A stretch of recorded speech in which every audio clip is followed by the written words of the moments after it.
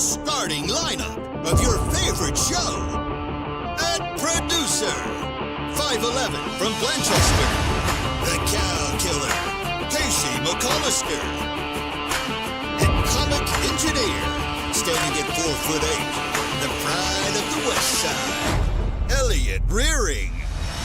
And your host, weighing 150 pounds, soaking wet, from Hamilton, Ohio, Ace Fowler. Welcome in to a lovely edition, the Thursday edition of Off the Bench, presented by United Dairy Farmers. I'm Trace Fowler, joined in the room as always with Casey McAllister, Elliot Rearing, and we got Lindsay and Reed on the other side of the aisle today. That's going to be nice. Going to be sandwiched in between a bunch of great minds. But today, gentlemen and lady, we are on the radio, which means this is the first time folks in Dayton on 1410 Wing AM, ESPN radio are going to hear our lovely voices. Now, we do a radio show, what we think, pretty much every day, but it just happens to have video, and it's on YouTube, which is Chatterbox Sports, from 10 A to 12 P. But now we're on the radio in Dayton from 1 P to 3 P. So I don't know if we're going to do that every day. But that does adjust the flow. You know, you get into your little rhythms in life. You wake up every morning, you do the same things. You get in the car, you turn on whatever it is that you turn on, and you're just an autopilot. You're an autopilot. Autopilot right now has been turned off because for the first time, perhaps since we started doing this show, now I'm not concerned. My wife asked me this morning if I was nervous. I'm like, I don't think I'm nervous, but I don't want to get ourselves in a position after this show where we're supposed to have something to these folks at the radio station by a certain time, and we're over here making a significant amount of edits because we just can't stay on time. So I'm going to do my best today. I'm going to do my best. But for those that listen on the radio, we have a chat. We're on YouTube. That's right. A little thing called the internet. You just got to get online, go to YouTube. You can type in Chatterbox Sports, and you can join along the show as well from 10A to 12P. But for those that have maybe those that are on their own little schedules, they only listen to the radio, 1410 Wing AM, from 1 to 3, and now they're like, who are these guys? I'm used to listening to that national garbage, which I will actually call it that. I know many maybe say, oh, you shouldn't talk down about things. Have you listened to the national radio garbage? I'll ask you, Elliot, first. So I don't know if you know this about me, Trace, but I worked for the radio. You did? I don't know if you know this, but when I worked for the radio, one of the shows I worked for, I shout out to those guys. They had to add a third hour because there was 2 hours, and then that national radio, and then the show after them, on ESPN, whatever. And so when we were doing that, they added that third hour because the reception was just making fun of the Power Hour. I forget who was on that. Keyshawn and Will, or maybe I forget who the hosts were. But it was so bad that the radio station is like, okay, I'm gonna buy another hour. Yeah, we need more local sports talk, right. Which is what we hope to provide you. For those that don't know, first time listening, wonder who the heck all of these voices are. We are a startup company out of Hamilton, Ohio. I like saying Hamilton. I know many people might say we're out of Cincinnati, and that's fine. But if you live in the Miami Valley, you'd probably know where Hamilton is. We're out of Hamilton. We discuss Cincinnati sports at great lengths, more times than not. And we'll try to mix in some Dayton basketball from time to time, maybe moving forward. Because, quite frankly, they've had the most success, although today one of the topics does center around UC basketball. All right, we have headlines to get to. We have Frankie Montas. We'll talk about him. We'll get into the singular package or no O-line. I see that's what the problem is right now. I can't read. It's too far away. I thought that said headlines. It doesn't say headlines. It says no O-line. Casey has a take on the Cincinnati Bengals that I don't know if Reed really, quite frankly, agrees with, so there might be fireworks when it comes to that segment. And then I have a question about dominant runs. Is it good for sports or is it not? And we'll finish off with Jameer Reynolds deciding that he is going to leave Cincinnati, and Elliot Rearing's not too pleased about it. But to try to stay on time, Elliot, do you want a time check already? We got some headlines to get to. Okay. I was going to say, if we can start doing time checks early. By the way, 10 minutes left in this segment. Oh, I feel great about it. Are you concerned about the FCC violations? Absolutely not. That is also part of the reason as to why we're not live on the radio. Yeah. For those that are asking me if I was nervous, I would actually say yes, I would be nervous if this was live on the radio. I don't think we do FCC all that much. Like, there's not too many times where we go over the deep end and we say things we're not supposed to say. But you never know. So I'm not nervous, no. You ever watch the late night show, and anytime their guest curses, they have a little marker and they write it down? I don't know if you ever pay it. You probably don't watch it. No. But like I'll watch Kimmel or Fallon or Conan, and anytime their guest cusses, because obviously those aren't live. You might think it's live, but it's not. Right. They have a little marker in a sheet, and they write the time code and when their guest cusses. So that's what we're gonna have to do. I'm gonna be in charge of that as well. So we'll see. But we'll start with headlines today. The Reds. How about the Reds? They take the series in Philly after winning 4-1 last night. The game obviously was in a rain delay for many, many, many hours. Both teams did not want to play today, so they get their off day today, and the Reds are coming back for the weekend series against the Mets. But I think there was controversy on whether it was or why it was unavailable. Citizens Bank Park was unavailable yesterday. Nick Kirby and I believe the broadcast of the Phillies 2 nights ago said it was because of a wedding. That the social media account from that Citizens Bank Park, they tweeted out, "We do not have a wedding." So I don't know what was going on in Phillies land, but clearly there was some miscommunication. Frankie Montas, incredible. He went 5 2/3, striking out 5. He only gave up 1 earned run. That 1 earned run was a solo shot by Kyle Schwarber. So shout out to Kyle Schwarber. And by the way, I love this. If our starters are just going to give up solo shots all year, that's great. We're going to keep that up because solo shots don't matter. Bullpen carried us home with a big save by Alexis Diaz. Alexis Diaz looked sharp, probably the sharpest he's been since sometime last June maybe. He looked pretty dominant. And the umpire, I don't have the umpire scorecard in front of me yet. Umpire was horrendous. Absolutely horrific. I don't know. Again, I'm okay with bad umpiring as long as you're consistent. If it's a blatant strike, you have to call it. And I guess that's the punishment for putting that little TV box up there so you know the strike zone. But that's brutal. Robot umps. I agree with Nick Kirby. They cannot get here soon enough. The Reds had 5 hits. 4 of them were doubles. Elly De La Cruz. He had one of the big doubles. It was for an RBI as well. Moving on. Schwarber. Where's he from? I mentioned this. Well, I didn't want to do that joke. Are we going to do the joke? I feel like you should say. Well, he's from Middletown. Did you know that? No, I just found out. Schwarber, I feel like, again, this is a quick little rant on Schwarber. I think Schwarber is one of the more effective. Is he a leadoff man, I think? Yes. That's crazy to me. He doesn't really. I feel like he doesn't get on base a ton, but he just hits home runs. That's it. I could be wrong on that. Maybe he just gets walks and home runs. We'll have a stat check on that in a second. Say it with me, Elliot. Yeah. Analytics. That's right, Trace. Around the league, Dodgers, they win 5-4 against the Giants. Shohei Ohtani, he hit his very first home run of the season.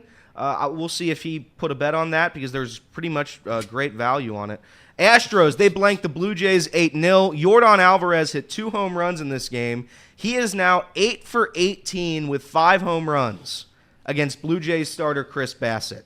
That's a tough. There was the funny moment I saw on X.com where Chris Bassett walked over to him after the second home run and said, "You're killing me. Please stop." It was very funny. Cubs. Reed's Cubs. They almost blew it against the Rockies last night. I couldn't believe it. They were up 8-2 after 6 innings, and the Rockies tied it with 5 runs in the 8th. They scored 1 in the 7th as well. Cubs, however, did win the game in the bottom of the 8th. I think it was a sac fly or something like that. So shout out to the Cubs. Any thoughts on the Cubs, Reed? They look good. Yancy Almonte, not a very good relief pitcher, but yeah, the Cubs playing well. I mean, a sweep is a sweep, even against a bad team. That's right. Washington, the Nationals, they give the Pirates their first loss of the season with a 5-3 victory. They're helping the Reds' cause. Guardians, they shut out the Mariners 8-0. Padres help our cause as well, beating the Cardinals 3-2. Yankees with a 6-5 win over the Diamondbacks. Red Sox beating the Athletics 1-0. The A's, I did send this to Casey. The A's are now 1-6 on the season, but the big story is they have secured a deal, or at least finalizing a deal, with the city of Sacramento. What? So they will be playing in Sacramento starting in 2025 as a temporary home to whatever mess they're trying to get through there. So you're telling me that the Vegas thing's like real now, where at first you had heard the rumors that the mayor came out and said, the A's are going to have to find a new home. And you're like, okay, that seems like it's maybe just kind of like political talk. They'll find a way to get through it. Now they're going to Sacramento officially. As a temporary home. But they're moving out of Oakland, going to Sacramento. Correct. They will be moving this. I imagine they did that. A, because of the issues with Oakland, but B, because I assume fans will show up in Sacramento. I assume that's what's going on because they can't have this dumpster fire in Oakland for X amount of years until that Las Vegas situation's taken care of. So that's it for the A's. Shout out to them. What a dumpster they are. Twins, they help our cause as well, beating the Brewers 7-3. All the other teams in the NL Central lost yesterday. Angels, they crushed the Marlins 10-2. They are now 0-7, the Marlins. Shout out to the Marlins. They're very good. We have the Rangers beating the Rays, the Orioles beating the Royals. That's it for the MLB. But the Rangers yesterday, not the Rangers. See, this is on the first day of radio where I'm starting to mess up. This is now 2 mess ups. Maybe that's why you're not in radio anymore. That's why. Maybe I got fired. Pistons, Malachi Flynn scored 50. Who cares about the Pistons? Well, I got to mention it. Pistons, Malachi Flynn, he scored 50 points off the bench yesterday. Okay, there you go. He scored 50 points off the bench. He's the second player to ever accomplish that feat. The Celtics, they beat the Thunder by 35 points and have clinched the number 1 seed in the East. So shout out to the NBA. Shout out to the Pistons. They don't win anything. Tonight, college basketball, Indiana State takes on Seton Hall in the NIT championship game. 7 p.m., that is the tip-off. Indiana State, if they were to make it, they would be officially the 69th team, and they probably definitely should have been in. Nice. They probably definitely should have been in the actual field. So should have Seton Hall. And Seton Hall. And to be quite honest, like 4 different teams maybe had better qualifications than Virginia to make the NCAA tournament. But the committee will have to live with that decision forever. Maybe the committee, to be fair to them, they seen Virginia play NC State so close, so tough. It took NC State a half-court miracle to beat them and then go into overtime and beat them, that they knew that NC State was a very, very good team. They were going to make the Final Four, and they were just like, you know what? If it took a half-court shot by NC State to beat this Virginia team, we have to put them in. I listen. Maybe probably not though. Let's be honest. I don't know what the reasons were, but Indiana State should have been in. And that, if nothing else, they're fun and they were capable of an upset. I'm not saying they were gonna go to the Sweet 16, but they could at least score some points. Uconn, speaking of college basketball, Uconn had major travel issues with their flight last night. It was delayed over 7 hours. 7 hours in departure. So they were just sitting on that plane. Good news is that game is not until Saturday. And they had this issue on Wednesday night. So why are we talking about it? Because every team has their, their rituals. They want to get to a certain place in a certain time. They want to get acclimated. They want to practice. They want to, you don't want to miss 2 days of practice. And now, again, to be fair, they probably wouldn't miss 2 days. They'd probably miss 1 day of practice just to try to get your schedule reset. But let's face it, I'm of the mindset now to where the NCAA is signing billion dollar contracts for this tournament, and we got these guys flying like basically on coach on Spirit Airlines. No free ads, but just saying. I get that, but at the same time, we're so far away from the Final Four. So you're not going to blame your future if UConn just so randomly doesn't play well. Well, I have it down here that it is rigged. I mean, okay. that you're allowed to now say it's rigged forever. All right, but fair enough. Realistically, that means nothing. Hockey news. I have one quick hockey note. I really don't watch the NHL. I don't care about the NHL, but I saw this yesterday. Please. The Rangers beat the Devils 4-3, but the story of the game is that 8 players were ejected right off the rip when the puck dropped. We have the video here. If you're on radio, you're not going to be able to see it because it's radio. But the puck dropped, and a 5v5 brawl occurred right at the jump of this game. So if you're watching the video, you can see it. But literally every person's glove just comes off, and they're going 1v1. And it's hilarious. Hockey's the best. I don't watch hockey. I should watch hockey. When I go to games, I've been to 2 hockey games. Reed took me to one, and you took me to one. Both games were absolutely incredible atmospheres. I love them. I just don't watch it on TV.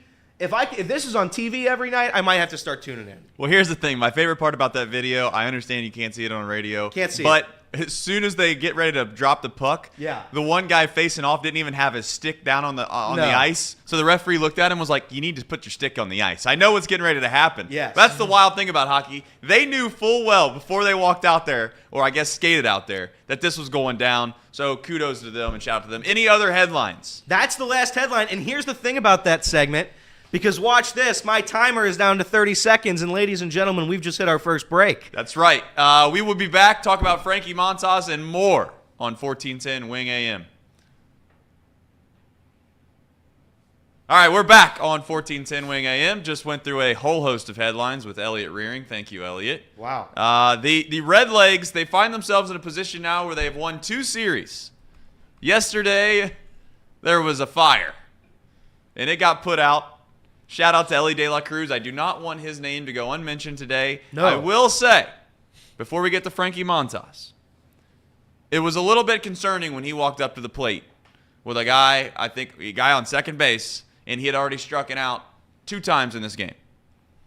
But 109 miles an hour off the bat, a double. Elly De La Cruz strolls into second base, gets a big, extension of the lead, if you want to call it that, an RBI double. And all of a sudden, all is forgotten to a certain extent about Elly De La Cruz. So hopefully he continues to play well. I said this last night before we get to Frankie Montas. The depth in this infield is absolutely atrocious. And if we're being honest, if Jamier Candelario is now hurt, which again, he kind of got banged up last night, got taken out. Here's the thing. I know Frankie Montas is on the rundown right now, and we're going to talk about him. But we do need to talk about, do the Reds actually oversell the fact that guys are okay? Because they did come out and say that Matt McClain's injury they weren't really overly concerned about it. They're just going to give him a couple days off. He'll get back to the grind. That turned out not true. We were told last year that Nick Lodolo was a guy that was going to probably come back. He comes back, re-injures it immediately, and then all of a sudden he's gone for the year. So I'm not suggesting for a single second that I'm overly pessimistic about Candelario, but it's something to keep in mind, something to be concerned about. Sure. So I know that's not on the rundown. We'll talk about Frankie Montas now because that's a bigger, better story maybe.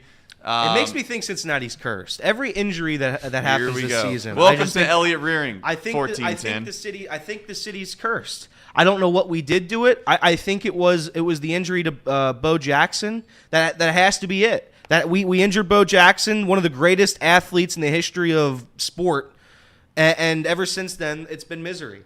So I guess that's what I'm going to blame it on. But I can't take it. I can't take another Reds season where my entire roster isn't healthy. I can't have Elly De La Cruz throwing balls during practice at one of our players, breaking his nose. He's out for 2 weeks. Can't do it anymore. Unfortunately, we had a player cheat. I'm not going to beat him up. I'm not going to bring him up every show. Yeah, you bring him up. Yeah, but that's because you look around our depth and you say our depth in the infield is terrible, and one of the reasons is because one of the guys cheated. So yeah, that's tough. I'm just saying I can't do 70 players on the Reds roster this year again. Right. I can't do it. The past 2 seasons we've done it. 70 plus players on the Reds roster. So I'm hoping that's done. We'll see how we go. Yeah, the Noelvi Marte thing is really starting to hurt now. If it is true, if he is nicked up, because guys, you get hurt in the middle of a season at a professional level, you're usually not 100% even if you take the time off. So it's just hopefully he's not nicked up too bad. Yeah, last night was absolutely miserable conditions in Philadelphia. For those that didn't get a chance to see, it was that rain that's probably so cold that it's very close to ice. And then on top of that, you have extreme wind conditions. And I think the real feel was 32 degrees. Just miserable. That really, God honest truth, is not baseball. I'm not trying to say for a single second that it shouldn't count or anything like that.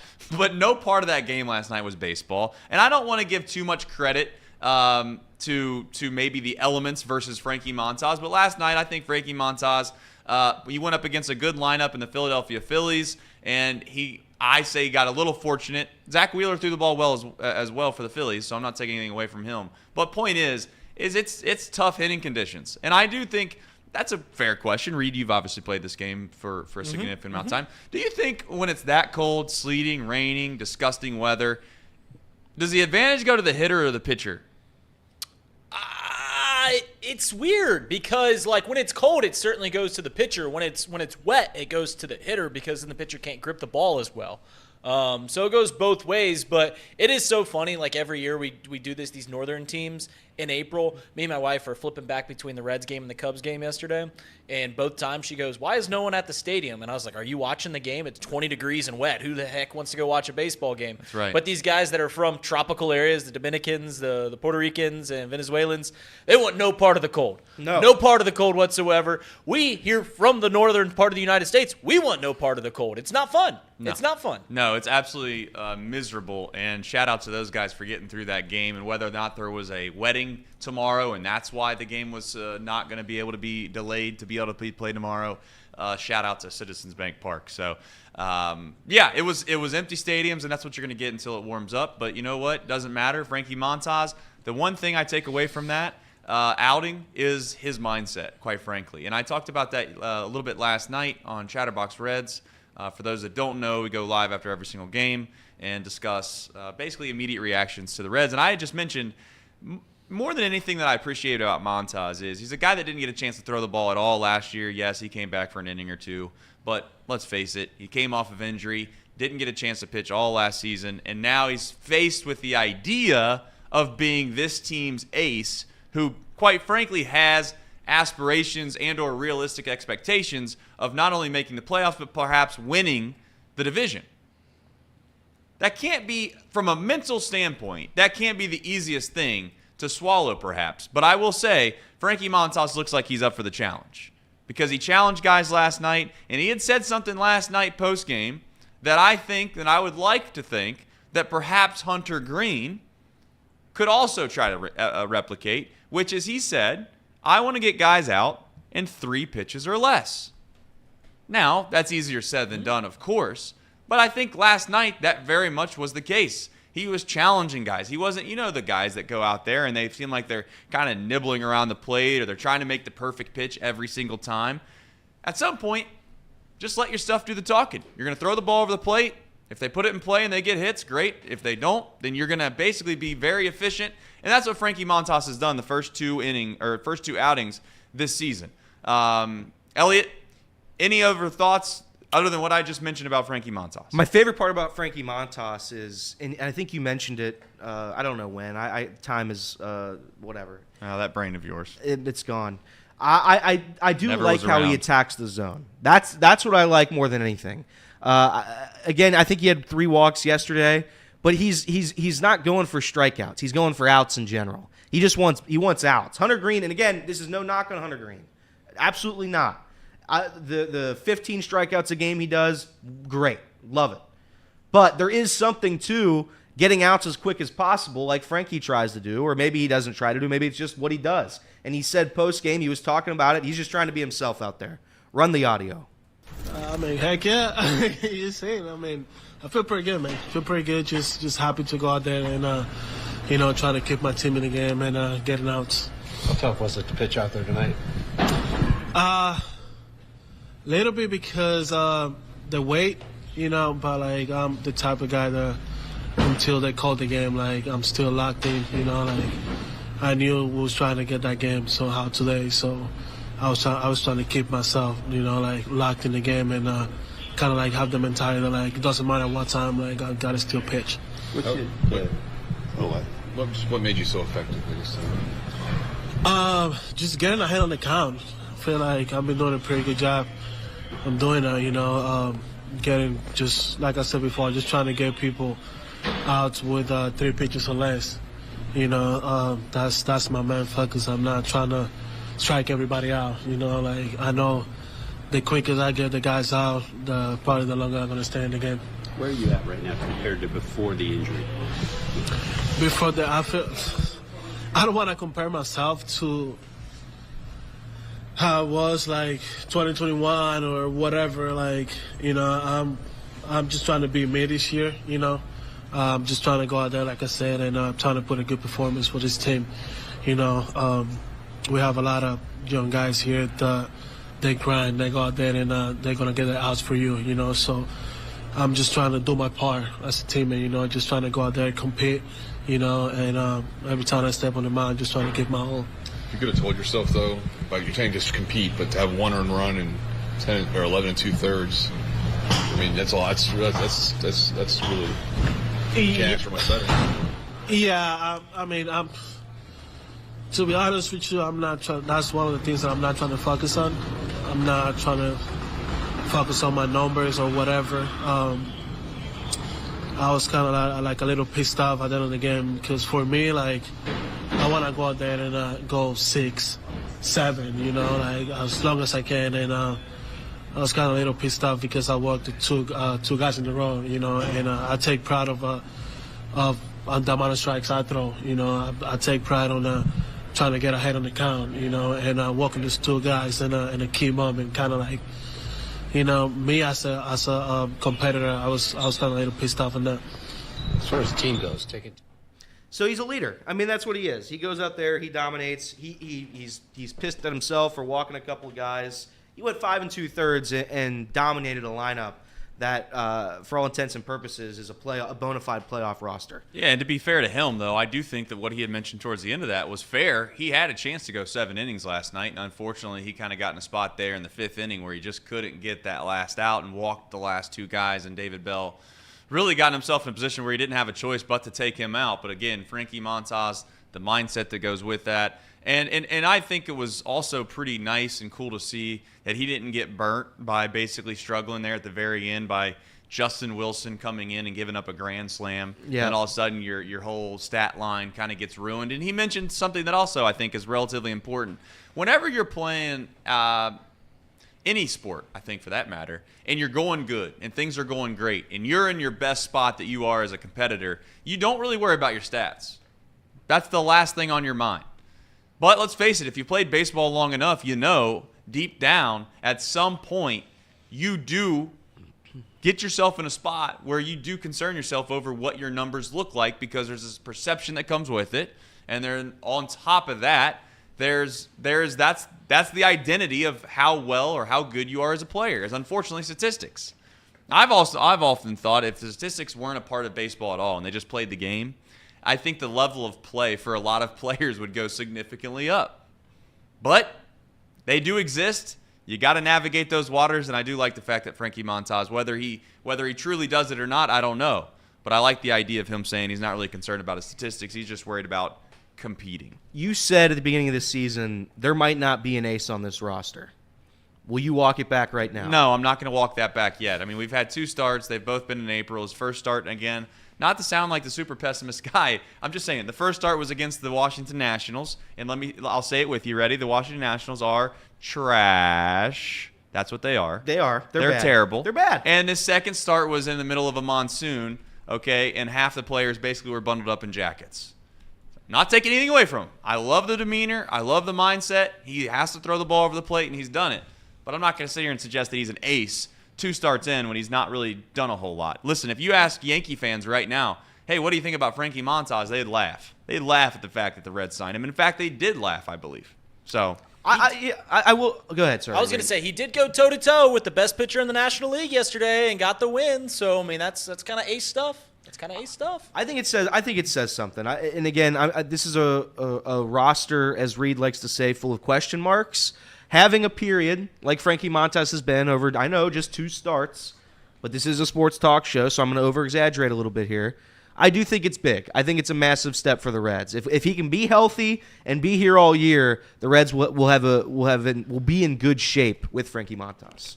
All right, we will talk more Reds baseball and get into what do they do if Candelario is not available right after this on 1410 Wing AM. Welcome back. It's 1410 Wing AM radio. Chatterbox Sports on YouTube. We come your way every single day from 10A to 12P on the internet. However, up in Dayton, fellas, 1 to 3. P. 1 to 3. P. Yeah, A. Heaven forbid A. Do they do live radio from 1 to 3A any part in this country? I think. Do they? They used to do it on Mr. Radio Man. Well, it's funny you mentioned. I did work in radio. I don't know if you remember that. When I worked for 700, they did have a show from 12 a.m. to 5 a.m. at one point. They got rid of it right before I got there, but that was a thing.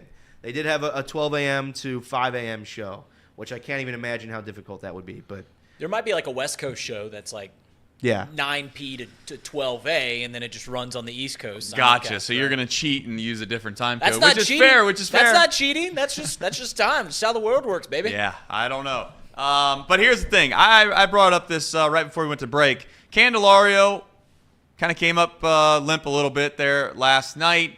Might have just been a precautionary thing. But I was thinking, what do you do if you're the Reds? If you find yourself in a position now where you have McLean out, you have Marte out.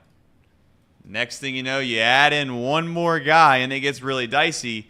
The first thing that came to my mind was that Elly De La Cruz would move to third base, and you'd stick Espinal at shortstop to see how long that could possibly last, and maybe you get the best month of baseball from Espinal, and the next thing you know, everything's back to normal. But again, I don't know if you want to move Elly De La Cruz, because then you get yourself back into this position of, the Reds, they just move guys all over the place. They can't get settled in. So you find yourself in a little bit of a tough spot. Espinal, maybe he moves to second base, but can Jonathan India play third base? I don't know. It genuinely makes quite the dynamic that I did not see ourselves kind of falling into, per se, before the season started. What's the best guess? Now, we don't want to do this because we all know that it's obviously a very, very difficult spot. But if I forced you into your hand and you're David Bell and you said, hey, Candelario is out for 2 weeks, what do you do? I imagine you bring Spencer Steer back into the infield, right? I think you have to put him at third base. You could also put CES at third base. Or CES at third base. I don't know if we like that. I saw that tweet last night. Shout out to Reds Daily. He tweeted out you could move CES to third, and you'd bring up Mike Ford at first base, which I wouldn't hate. I don't hate that move. Another power bat off the bench. If it's up to me, I probably just move Steer back into the infield. Do you guys think that you're the mindset to where when your defense is so bad, just to hell with it? Like, our defense is bad anyways. Let's just throw CES at third, throw Mike Ford at first base, and let's just run with it. We'll be the world's worst defense, but maybe we can hit. I don't know. Reed, you obviously watch a significant amount of baseball. If you were put in David Bell's shoes, what would you do? I wouldn't just give up on the defense. I'm not just throwing out the best 9 hitters and get like, hey, they'll figure it out. I've always thought that you shouldn't hurt multiple positions to kind of help one. So, like, sometimes teams will have a shortstop go down, and their course of action is, we're going to move the second baseman to shortstop, we're going to move the third baseman to second, we're going to put a new third baseman. So instead of just having one hole in the infield, you now have got 3 that is worse than it should be as a starter. Teams do that often. I say when a guy's hurt, you just fill that one hole, you deal with that one hole, and you put everyone else where they need to be. Now when there's like 4 guys hurt, multiple guys down, I don't know the answer there, but generally I think that you should not hurt multiple positions to kind of help one, if that makes sense. I totally agree with you. I think if I had to say that you would force me into that hand, I'd probably put Spencer Steer at third base. That's what I would do. And the only concern I'd have with that is Spencer Steer seeing the ball really, really well. I don't want I just don't want to. I don't want to move the mindset from some of the best players. Similar to what Reed just said. I don't really want to touch the things that are already going well. Let's just stick somebody out there at third base that maybe they'll be able to stick it, maybe they won't. Candelario, by all accounts, again, to be very clear, he's not supposedly going to be hurt for an extended period of time, if at all. I think in the chat, thanks to Scott, he said that Candelario made mention he's going to put a heating pad. I mean, that sounds like... in a day and age where we have all of this technology to our disposal, we're using heating pads in Major League Baseball, which, hey, goes to show you, hey, sometimes you already got the answer. You don't need to reinvent the wheel.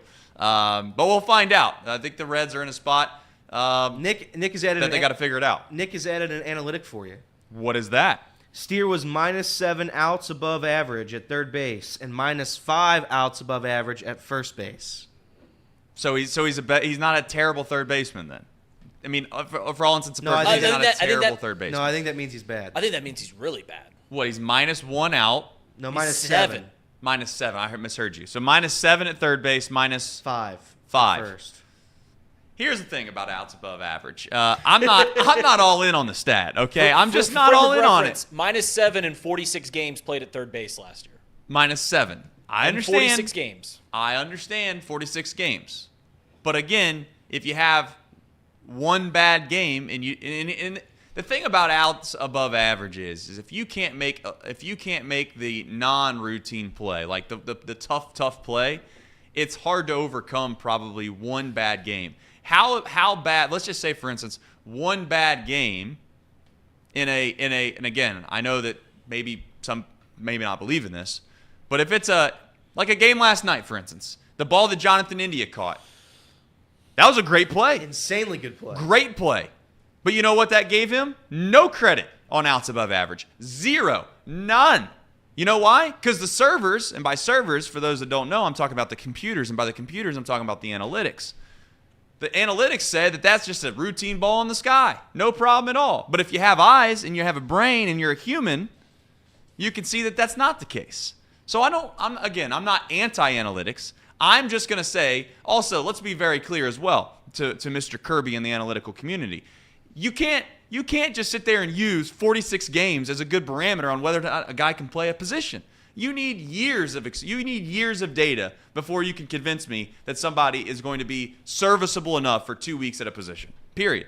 Now, to be fair, who the hell else are you going to put at third base is the real question I have. So if you don't have Steer, you're going to put CES there? Do you want to? How many outs above average is CES going to be, big boy? And then on top of that, let's just say it's Espinal. Espinal, hell, he was basically brought in for a bag of peanuts and some sunflower seeds at the last minute because we have two guys that aren't available. Are you going to stick him at third base? I'm just saying, who do you put there? I would put CES there the more I think about it, and or Spencer Steer. CES probably because I think it's going to be a bad defender regardless. And on top of that, I'm not messing with Spencer Steer. He's been the most consistent player on this team since we started the year. Maybe you could argue Will Benson. I'm not stirring the pot with Spencer Steer. Who plays first if CES go? CES is the DH sometimes too, right? Well, Candy and CES would switch at first base. Like if CES, yes. Candy would go to You first. could argue that India could also play first base. Well, now you're moving. I know. I'm just saying, like, you're asking who plays first base right. from a Reds perspective. Right. Maybe the only ones I could think off the top of my head: CES, Martini, India, Candelario. Why not play the guy Espinal that you got for this very instance? When people go down, you had a good glove. He was an all-star 2 years ago. Doesn't that work? I'm not opposed to that. Then at that point, I guess. What I'm going to say, I don't believe, but I'm just going to throw out the hypothetical that there's really at that point literally no replacement during a baseball game. I mean, you could find yourself in a position where you literally don't have infielders at that point. I also don't want Espinal playing more games than he has to play, and I say that with love and respect. I just don't trust him whatsoever. I trust, and this is going to say a lot coming from me.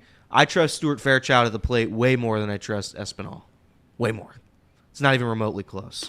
Wow. So if those are my options, then I'm gonna try to figure out a way to not get Espinal starting every single day for the Reds. Ideally, I don't want that. That's not what I want. Yeah. I don't hate the plan of bringing up Mike Ford though. That's what I would do. I like bringing up Mike Ford at first base. You like the long ball. I do. Speaking of the long ball, did you know that the Cincinnati Reds Hall of Fame exhibit, free ad here, they always do kind of a specific theme from time to time. I think the long ball, the longest home runs in Great American Ballpark and or maybe Reds history for that matter, is a part of the Hall of Fame. You been in the Hall of Fame much? The Reds Hall of Fame, yeah. I've been in a couple times. Yeah, pretty cool. It is cool. I like all that museum stuff. So because Trace took me to when we went to Kansas, they had a big museum for basketball in there. I thought that was pretty cool too. Yeah. Switching off the Reds just for a second, go to the NL Central. Yeah. Like I mentioned, Pirates and Brewers both lost yesterday. Pirates are in first at 5-1. Brewers in second place, 4-1, 4-2. The Cubs and the Reds are tied for third place. In the NL Central, and the Cardinals 3-4.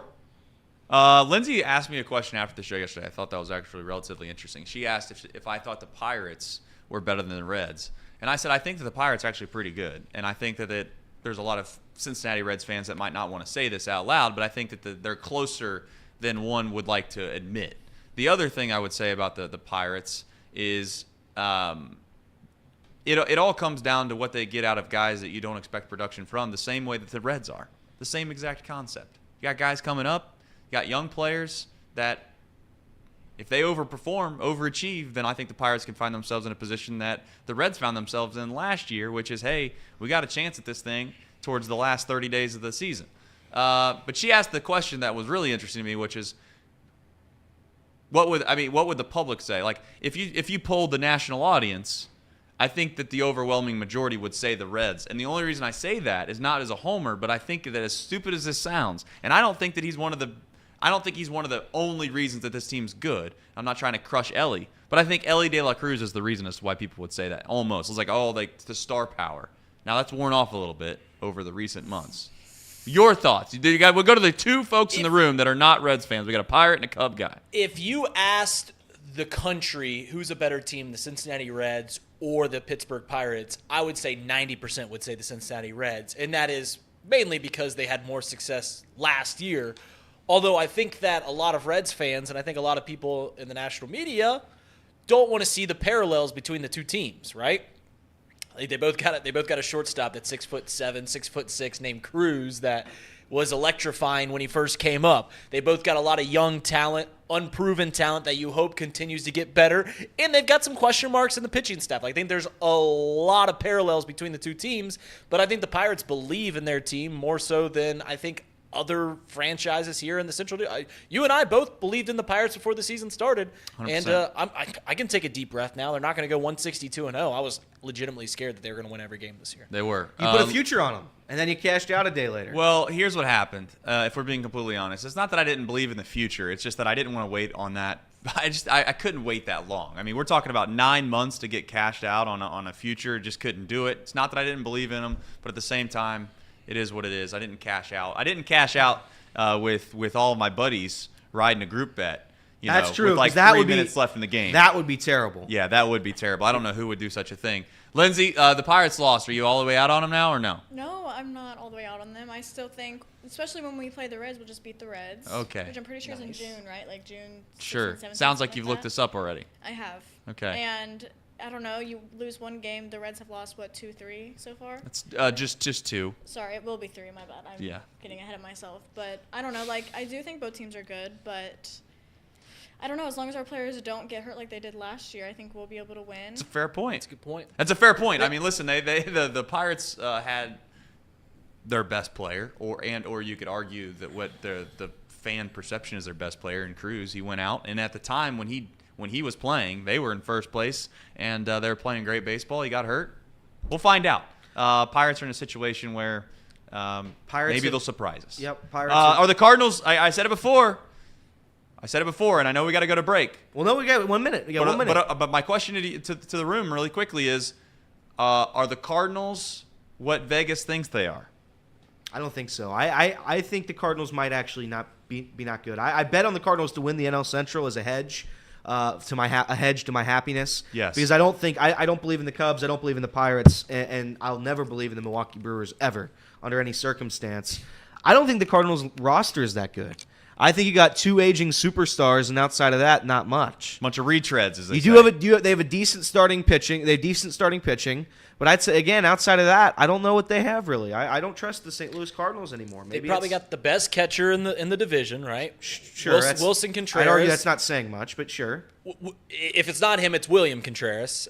They've got 2 future Hall of Famers in Paul Goldschmidt and Nolan Arenado. As I mentioned. Yeah, the Reds had Joey Votto last year. Yep. Jordan Walker could be a stud, right? Could be. Young guy, but Question mark? Yeah, I mean, Nolan Gorman, I kind of like. He's struggling. Pitching staff is atrocious, though. You don't like Miles McCullough? He's bad. Was he their opening day starter? I don't like the fact that he was with Sonny Gray out. Yep. Yes, okay. That's it. He was. That was it. I like that you have a real timer. That's hilarious to me that you actually have a timer. Which is fine. We're trying to be big J journalists today because we're on 1410 Wing AM. When we come back, we are going to talk about Casey and Reed probably getting in a fight. Oh no. Yes. No. That's my guess. Let's have him wrestle. Because Casey has a take about the Cincinnati Bengals that you don't want to miss just after this on 1410 Wing AM.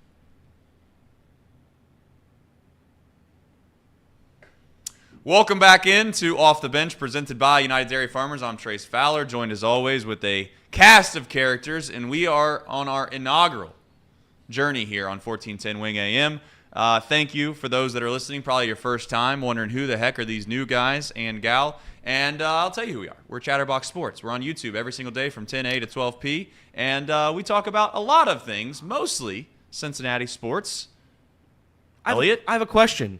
Do you want to maybe give an introduction to who we are to the radio people? I know our audience knows who we are, but the people who are listening now in Dayton, they're like, oh, these guys just came on the radio, and nobody knows who you are. Right. You know what I was thinking is when I started, when we first founded the company, we brought Reed in, we were doing all these things, and I laid my head down at night, I was thinking, you know what, when we finally make it and we get on the radio, I know what I want.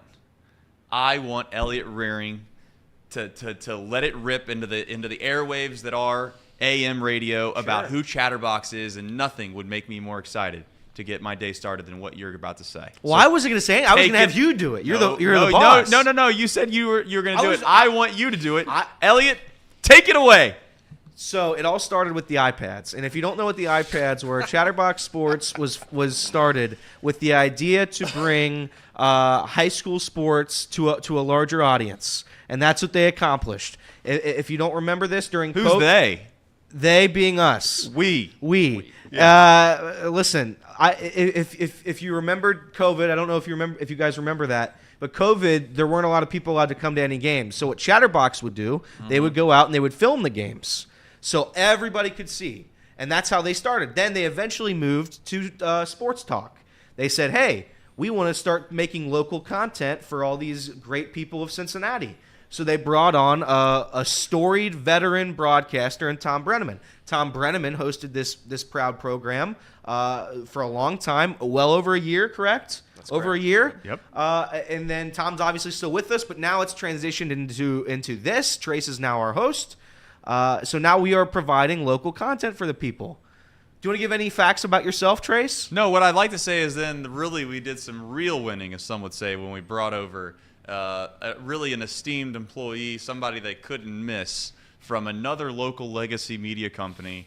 And he came over, and his name was Elliot, and that really got us in the right path. That's when we started doing and this is some where, real winning. And this is where it hurts my feelings, because that's sarcasm. I don't know if you can sense the sarcasm on the radio. It's been quite some time since I've been on the radio. I don't know if you know this. I was part of the radio. I know. Yeah, you worked there until they didn't want you there And anymore. I'll say this, that really hurt my feelings just then. But I listen, I'm going to try my best. I'm not a very serious person, so I'm going to try to make all you people on the radio laugh. That's right. Give you a smile. Maybe you driving to work, driving to the Dayton Dragons. Correct. What else is there to do in Dayton? What do we do in Dayton? There's a lot of things that you can do in Dayton. I'm trying to think of a Dayton activity I could do. There's theater, there's museums. I'm sure they've got a park. It's a metropolis. I don't know if you know, but it's a metropolis. Yes. All right. Before we started this show, I had mentioned to these gentlemen, I had said, you know what? If I'm throw out the hypothetical question, maybe we'll do this poll question of the day. For those that are on the radio, sorry you can't join in. But you can if you watch this show on YouTube from 10 a to 12 p. The question's simple.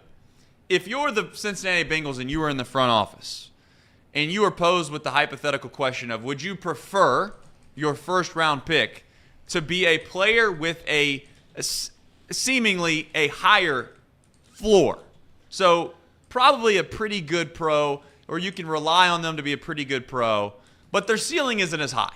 Maybe they'll never be a superstar per se because their RAS score or something along those lines doesn't match up, but their tape looks good, hard worker, everything else that you'd want in a football player they possess. Would you rather take someone like that, or would you rather take someone on the opposite end where the floor is much significantly lower, but the ceiling's much higher? The potential's there. If you have the right coaching, maybe the right mindset, you do a little bit of a math equation, the next thing you know, boom, you got an all-pro. Where would you prefer the Bengals go? And maybe the argument's ultimately going to be if you have a first-round pick, you should be able to get someone with a high floor and a high ceiling. That's why they're getting picked in the first round. But that's not what the hypothetical question's about. Then all of a sudden, Casey said, you know what? I'm not sure. I know one thing. I don't want to take an offensive lineman. And then all of a sudden, Reed said, what? So that's the prelude to what's about to go down. I don't know if it's going to get spicy in here. I don't know if there's going to be fire. I don't know if there's going to be sparks, but I do know this. I'll give you the floor, Casey. When you said you did not want an offensive lineman under any circumstance, what did you mean?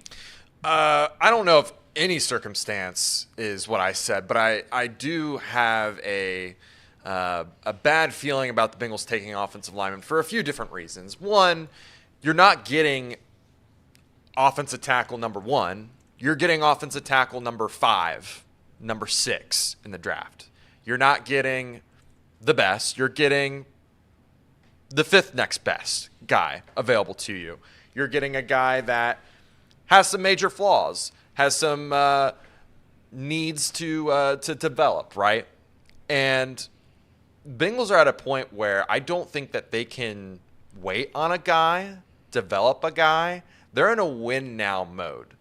That's what they did by franchising T. Higgins, right? They're in a win now mode. We're going to try to run it back this year and then figure it out next year. Drafting an offensive lineman to just sit on the bench, I don't think that's the correct move. I don't think that's the correct play. Now, I do think they could get a guy in the 2nd and 3rd round and do exactly what you were hoping for, be a swing tackle. Okay? If, let's say, everyone's pointing at Trent Brown not being able to play a full season, gets hurt, are we really expecting our first-round lineman let me just give out the options that are probably going to be available to the Bengals. You have Troy Fautanu, who's probably better suited to be a guard at the NFL level, and he's probably going to compete with Cordell Volson if we draft him. That's one of the guys that they brought in for a visit. You have Amarius Mims, whose sole purpose is to be a tackle, but also has injury concerns. He's only played 800 snaps at a collegiate level. And yes, there was some high-level play in there. But, man, it's a risk to draft someone that has huge injury concerns. I'm not sold on that. To me, I would rather go get the best defensive tackle available to me. You know you're going to get significant snaps from him. You know he's going to be playing on significant downs. You're going to have a great rotation there. I think that makes more sense for the Bengals. I think that what happened a couple years ago, I think people are so overly eager to put their chips on the table and try to win big at the casino right now. Like, I think that's where the Bengals fans are. Everyone thinks that, hey, we've got to win now. We've got to do it now. And everyone thinks that that's the opportunity. And I'm telling you guys, that's not the case. Everyone says that we are in a rebuild. Everyone says, like, oh, we're listen. The number one hardest thing the NFL franchises have to figure out is who your starting quarterback is. Once you figure that out, the rest of the pieces become a lot easier to fill. Everyone's talking about how the Buffalo Bills they're going to be terrible. I guarantee that the Buffalo Bills still win 10 games. I promise they're still going to be probably pretty good. Look at the Kansas City Chiefs. They figured out one quarterback, and they just, they retool everything, right? They get new wide receivers. They get new cornerbacks. They're letting stars go. So when it comes to we got to go all in right now, I disagree with that entirely. And when I look at what the Bengals need to do in the first round, I'm kind of tired of the revolving door at right tackle. Trent Brown, Riley Reeve, Lael Collins, right? Jonah Williams. I'm tired of that. Now, I think Trent Brown is going to be the starting right tackle this year. But if the Bengals have an opportunity, I don't want them to reach for like the 40th guy in the first round, right? I don't want a grade of a second-round grade tackle just because you're taking a tackle and you need to take a tackle. It's gotta work. It's got to be a top 20, top 23 pick at tackle, grade, talent. It can't just be someone that you're just reaching just to get. So I'm tired of the revolving door. I want someone long-term. I don't think the Bengals have to go all in. I don't think it's a win this year because we have T. Higgins for one more year. I don't think it's anything like that. Like, this team will still be good if you keep drafting well and you keep the pieces. Like, you shouldn't just go all in right now. Let me just push back and say this. If you're drafting an offensive lineman to sit the bench and develop, you can do the same thing in the 2nd and 3rd round and get similar results if Trent Brown were to go down. Amarius Mims coming in. But you can't get a franchise tackle. Like, that's where you can, if you get a guy in the first round, you can get a franchise tackle. Very rarely do you get franchise tackles late in the draft. Very I know rare, DeJuan Jones, and you can start plucking everything, but very rarely. Like, tackles are primarily taken in the first 2 rounds, and that's what I want. I want a franchise guy going forward, not just someone who is here for, he can kind of fill the gaps. He's a replacement. He's a depth piece. I don't want that. I want a franchise guy, and if everyone's like, well, how are you going to draft a guy and have him sit behind people for a year? That's what the Bengals have done for years now. Dax Hill, Myles Murphy, and you could say, well, those aren't hits. We'll see with Myles Murphy. We'll see with Dax Hill now that he's going to be in a different role. This is what the Bengals' mentality has been, is to draft a guy, let him kind of learn on the job. If he needs to play, we can plug him, and then next year it's his role. Yeah. I like it. To be fair, too, it all depends on who is there, who falls, right? I have a couple guys in mind that I would love for the Bengals to snatch over offensive linemen. There's not a whole lot that come to mind, but the few like Brock Bowers, like the Jerzon Newtons, the Byron Murphys of the world, the Jared Verses of the world. Like, I would be all for that rather than going offensive tackle. But I get what you're saying. The franchise tackles are usually in the first round. But I guess the difference in philosophy between the two of us is, one, I don't think that having a first-round draft pick sit behind someone has really worked out for the Bengals. They have not provided a whole lot of value. Dax Hill has not provided a whole lot of value. Myles Murphy has not provided a whole lot of value yet. I want someone that's going to provide me value this year because I want to compete. They were not competitive last year, especially on defense, which is the other thing, too, is I really want them to focus. In the 4 games where the team was very healthy, they looked like the best team in football. Yeah, but they lose players on defense to get worse in that position. I want them to try to replace that to get better there. And I don't know if you feel comfortable with just signing Sheldon Rankins, but I certainly don't. I certainly think they need more. And I think they're going to get more, that's where you can get interior linemen deeper in the draft, not in the first round. I would disagree entirely. There's not that many defensive tackles in the first 2 rounds. Like, there's not going to be a lot in the later rounds. You have to get one in the first 2 rounds. Same thing with offensive tackle.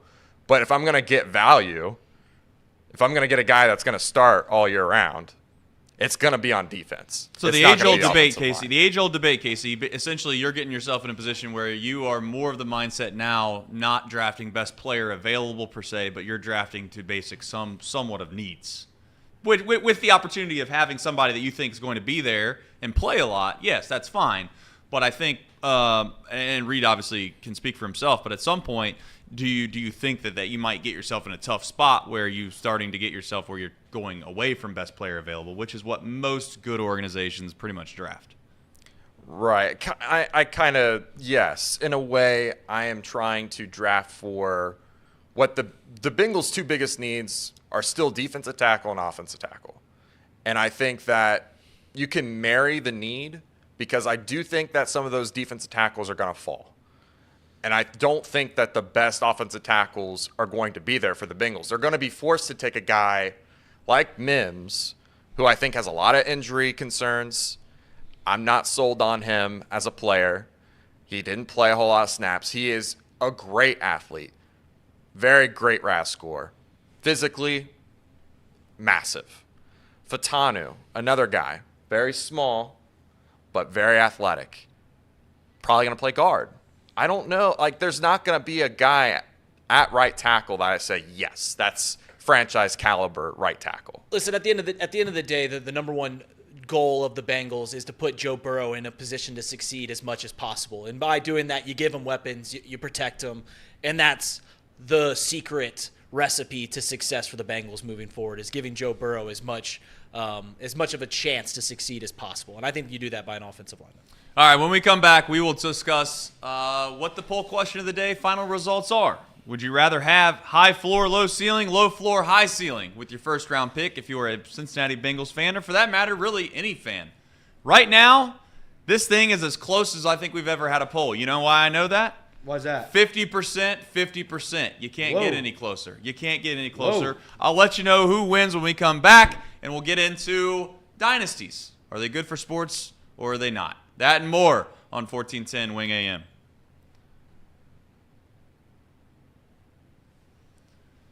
All right, welcome back into Off the Bench presented by United Dairy Farmers. I'm Trace Fowler, our inaugural show here on 1410 Wing AM. We are very thankful. How do you think privileged it's going? and honored to be doing the radio station now. The radio waves. Yeah. What would be the right appropriate term there, Ellie? You used to work in radio. I did. That's funny that you remember that. I will say radio waves sounds cooler. So if you want to use that, yeah. Airwaves. Airwaves is good too. How do you think it's going so far? I mean, we're on track. We're staying on track. We're doing our best. Now, I will say it feels a little awkward, though, because I know that we're on YouTube, and it's just like they told us yesterday, we did the chat poll question of the day, which we're getting ready to reveal the results here in just a moment. Yesterday, we put out a poll that says, do we do these sign-on, sign-offs live, or do they want us to do these things after the fact? And you had thought that it was going to be funny because inevitably at some point it will be funny, that we're going to get on a full-fledged hot rant debate in here, and then all of a sudden we're going to have to like randomly sign off. So that's the thing. Yes. But no, today I think we've done a pretty good job staying on track, but we've not really had any super hot topics. Yesterday, if we're being honest, would have been very, very difficult. In fact, we were practicing yesterday. You looked straight at me and said, yeah, we're not doing the time thing today. We gave up on it. So to be fair, we'll find out ultimately. For those that are on the radio, my apologies, but we have things called super chats. That's on YouTube. Big C with a super chat. He says he's funding the Stuart Fairchild type haircut for Elliott. Stuart Fairchild type haircut for Elliott. People don't like my haircut, and what's going to have to happen is I'm going to have to get a new one. So really, I'm going to abandon this. What would you go with if you had to get a new one? I don't know. I don't know, but we're going to have to lose it because my hair has been critiqued now for far too long.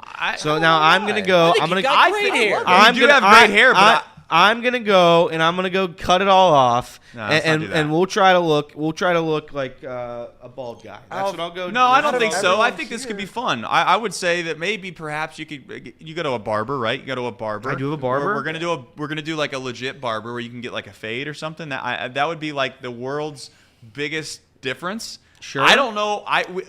I'll be honest, Elliott. It would be tough. You might look great.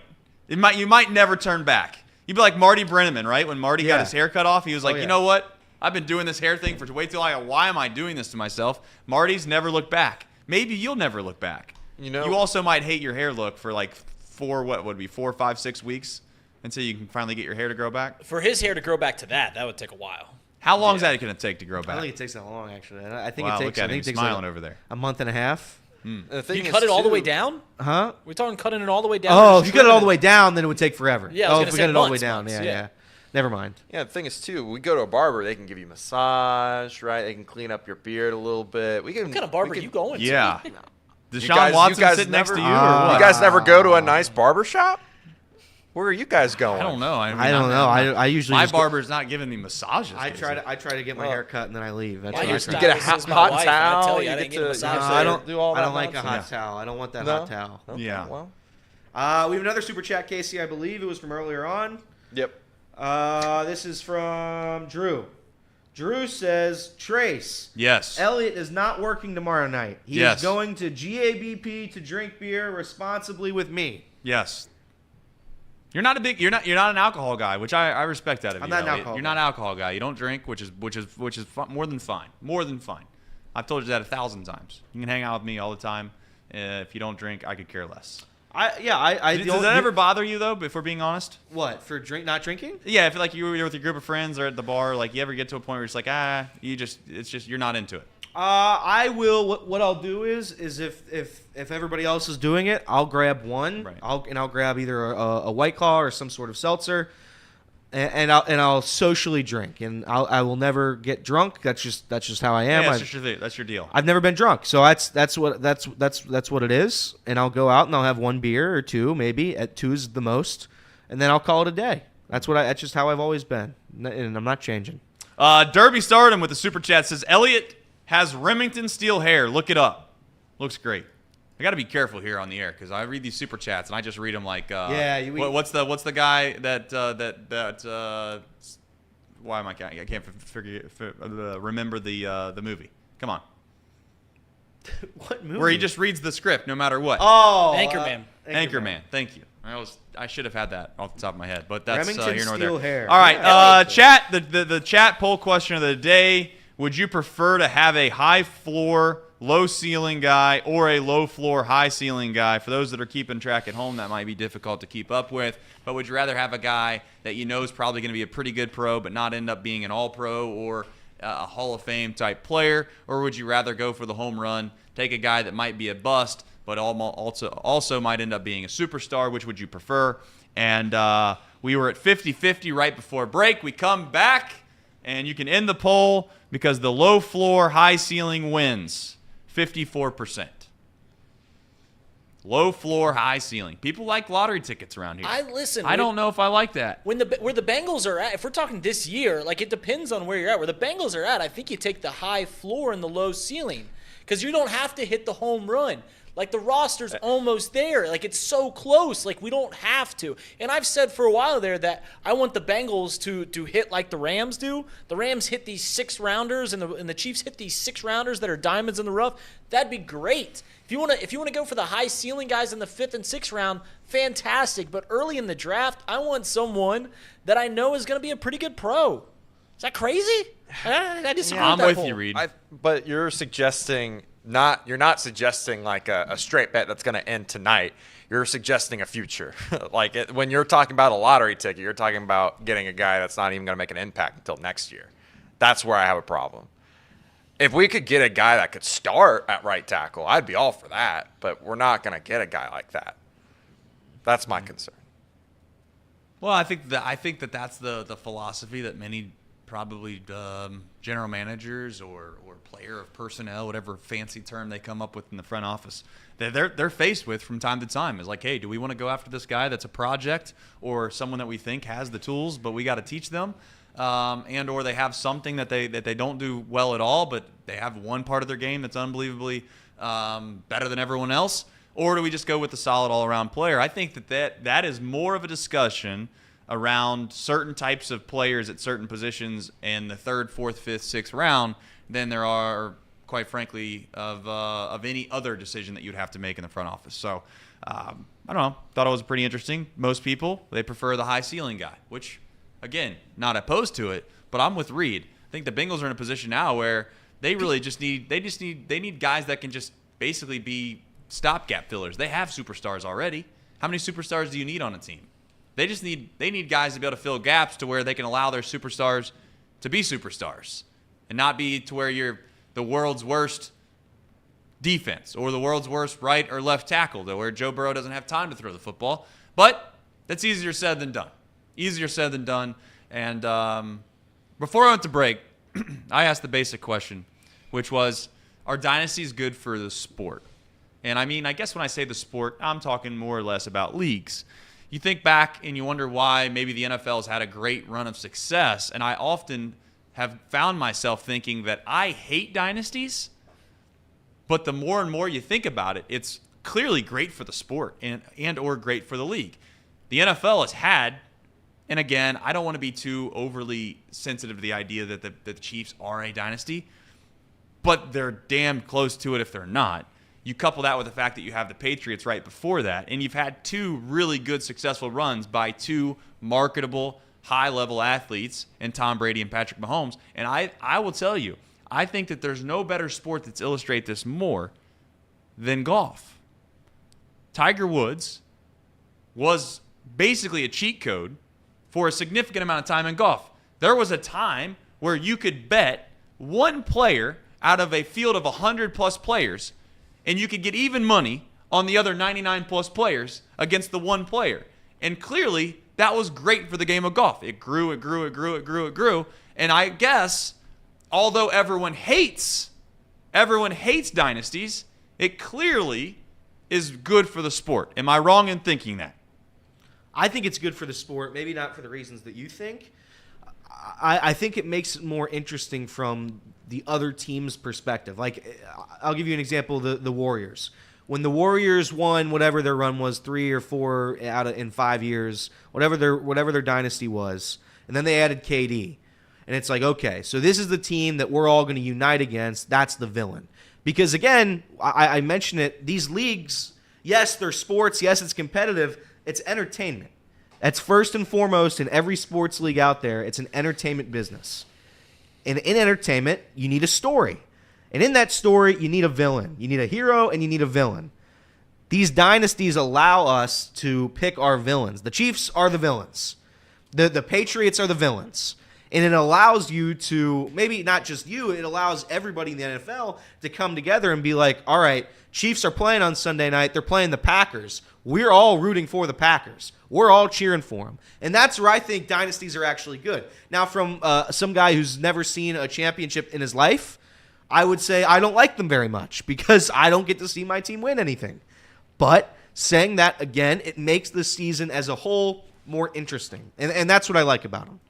Listen, if you look at the history of sports, it's almost you can't argue that dynasties are good for sports, right? You look at the golden era of the National Basketball Association.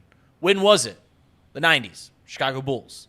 And before that, it was, the Lakers and the Celtics competing every year. You look at where football's at now. It was kind of ushered in by Tom Brady, right? Continuing to do. When was baseball at its – when was the last time that baseball was as popular, like a mainstream thing? Late 90s. Oh, the Yankees won 4 out of 5. You look at every sport. Like, people like dynasties. It pulls the layman fan out of the woodworks. It's the same thing that you just mentioned, right? You look at golf, Tiger Woods. You look at boxing, Muhammad Ali, Mike Tyson. You look at tennis, right, with all the superstars that they've had. Michael Phelps in swimming with the Olympics. Like, people are drawn to the sports by success. People are drawn to things by success. In the moment, you hate it. In the moment, you root against the Patriots. In the moment, you root against the Chiefs. In the moment, you root against the Yankees and the Warriors and all these dynasties. But when it's all said and done, you go, oh, that was pretty awesome. Man, that was like, we hated Tom Brady, and then he's done, and you're like, man, that guy, all right, it was a lot of fun watching Tom Brady play. They're good for the sport. It draws eyes to the sport that otherwise wouldn't look.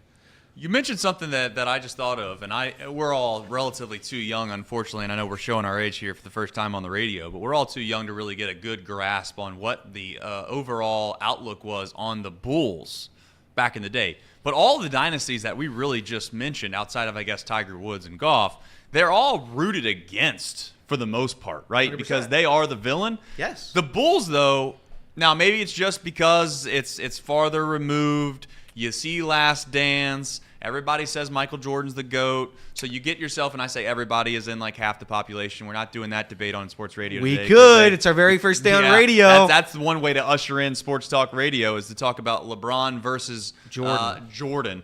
We won't do that. But my point is that we're the Bulls, and I'm asking the chat as a favor here, were the Bulls viewed upon as a positive? Like, was everyone rooting for the Bulls? Were they the first team dynasty that everyone actually rooted for? Or was there some sentiment there and people had a distaste for the Bulls? I'm too young to know. The reason that people liked the Bulls is because they were losers. Like, Michael came into the league, dominated the league from the beginning as an individual, but they sucked, right? They lost. They didn't win any playoff. They didn't have any postseason success. They were getting bounced by the Celtics and the Pistons. And everyone's like, oh, man, this Michael dude's pretty good. Like, I want to see him win. And then finally, 10 years in the league, they get over the hump, and then they dominate. But it was because you were a part of it. It's because you were already rooting for the Bulls because you wanted to see Michael Jordan, who is this young, budding superstar, get success. And then when he finally gets there, you felt like you were on the team. It felt like you were a part of the fun. So, yes, they were one of the first dynasties that you rooted for. Who's Your Daddy chimes in with the super chat. He says, I haven't been in here as much as last year. I'm on shift work. There's a song about shift work. I don't know if you know. I assume that you would actually know the lyrics to it because for Shift work. Yep. Hard work. For the busy convenience store clerk, 2 feet that hurt. All right. That's a fantastic job for a guy that can't stand country radio. Supposedly, I can't. He loves it. Loves it so much that the man knows every lyric there is to every song. But he had mentioned he's not here. He thinks that you're going to be upset that the Reds are going to win the NL Central. So that would make me upset. That would probably make you upset. Although if the Cubs made the wild card, you could get what you ultimately want, which I don't know if is good for any of us, if we're being honest. You're rooting for a Cubs-Reds playoff series. I don't think that's good for Chatterbox Sports. I think it would be – that's like I don't know what we'd have to do in that situation. We'd have to – We'll be fine. We'll be fine. You say we'll be fine. I don't know if we actually would be. Well, I'll be fine. But when we come back, Elliot Rearing is not pleased at all with Jameer Reynolds. We'll find out why on 1410 Wing AM.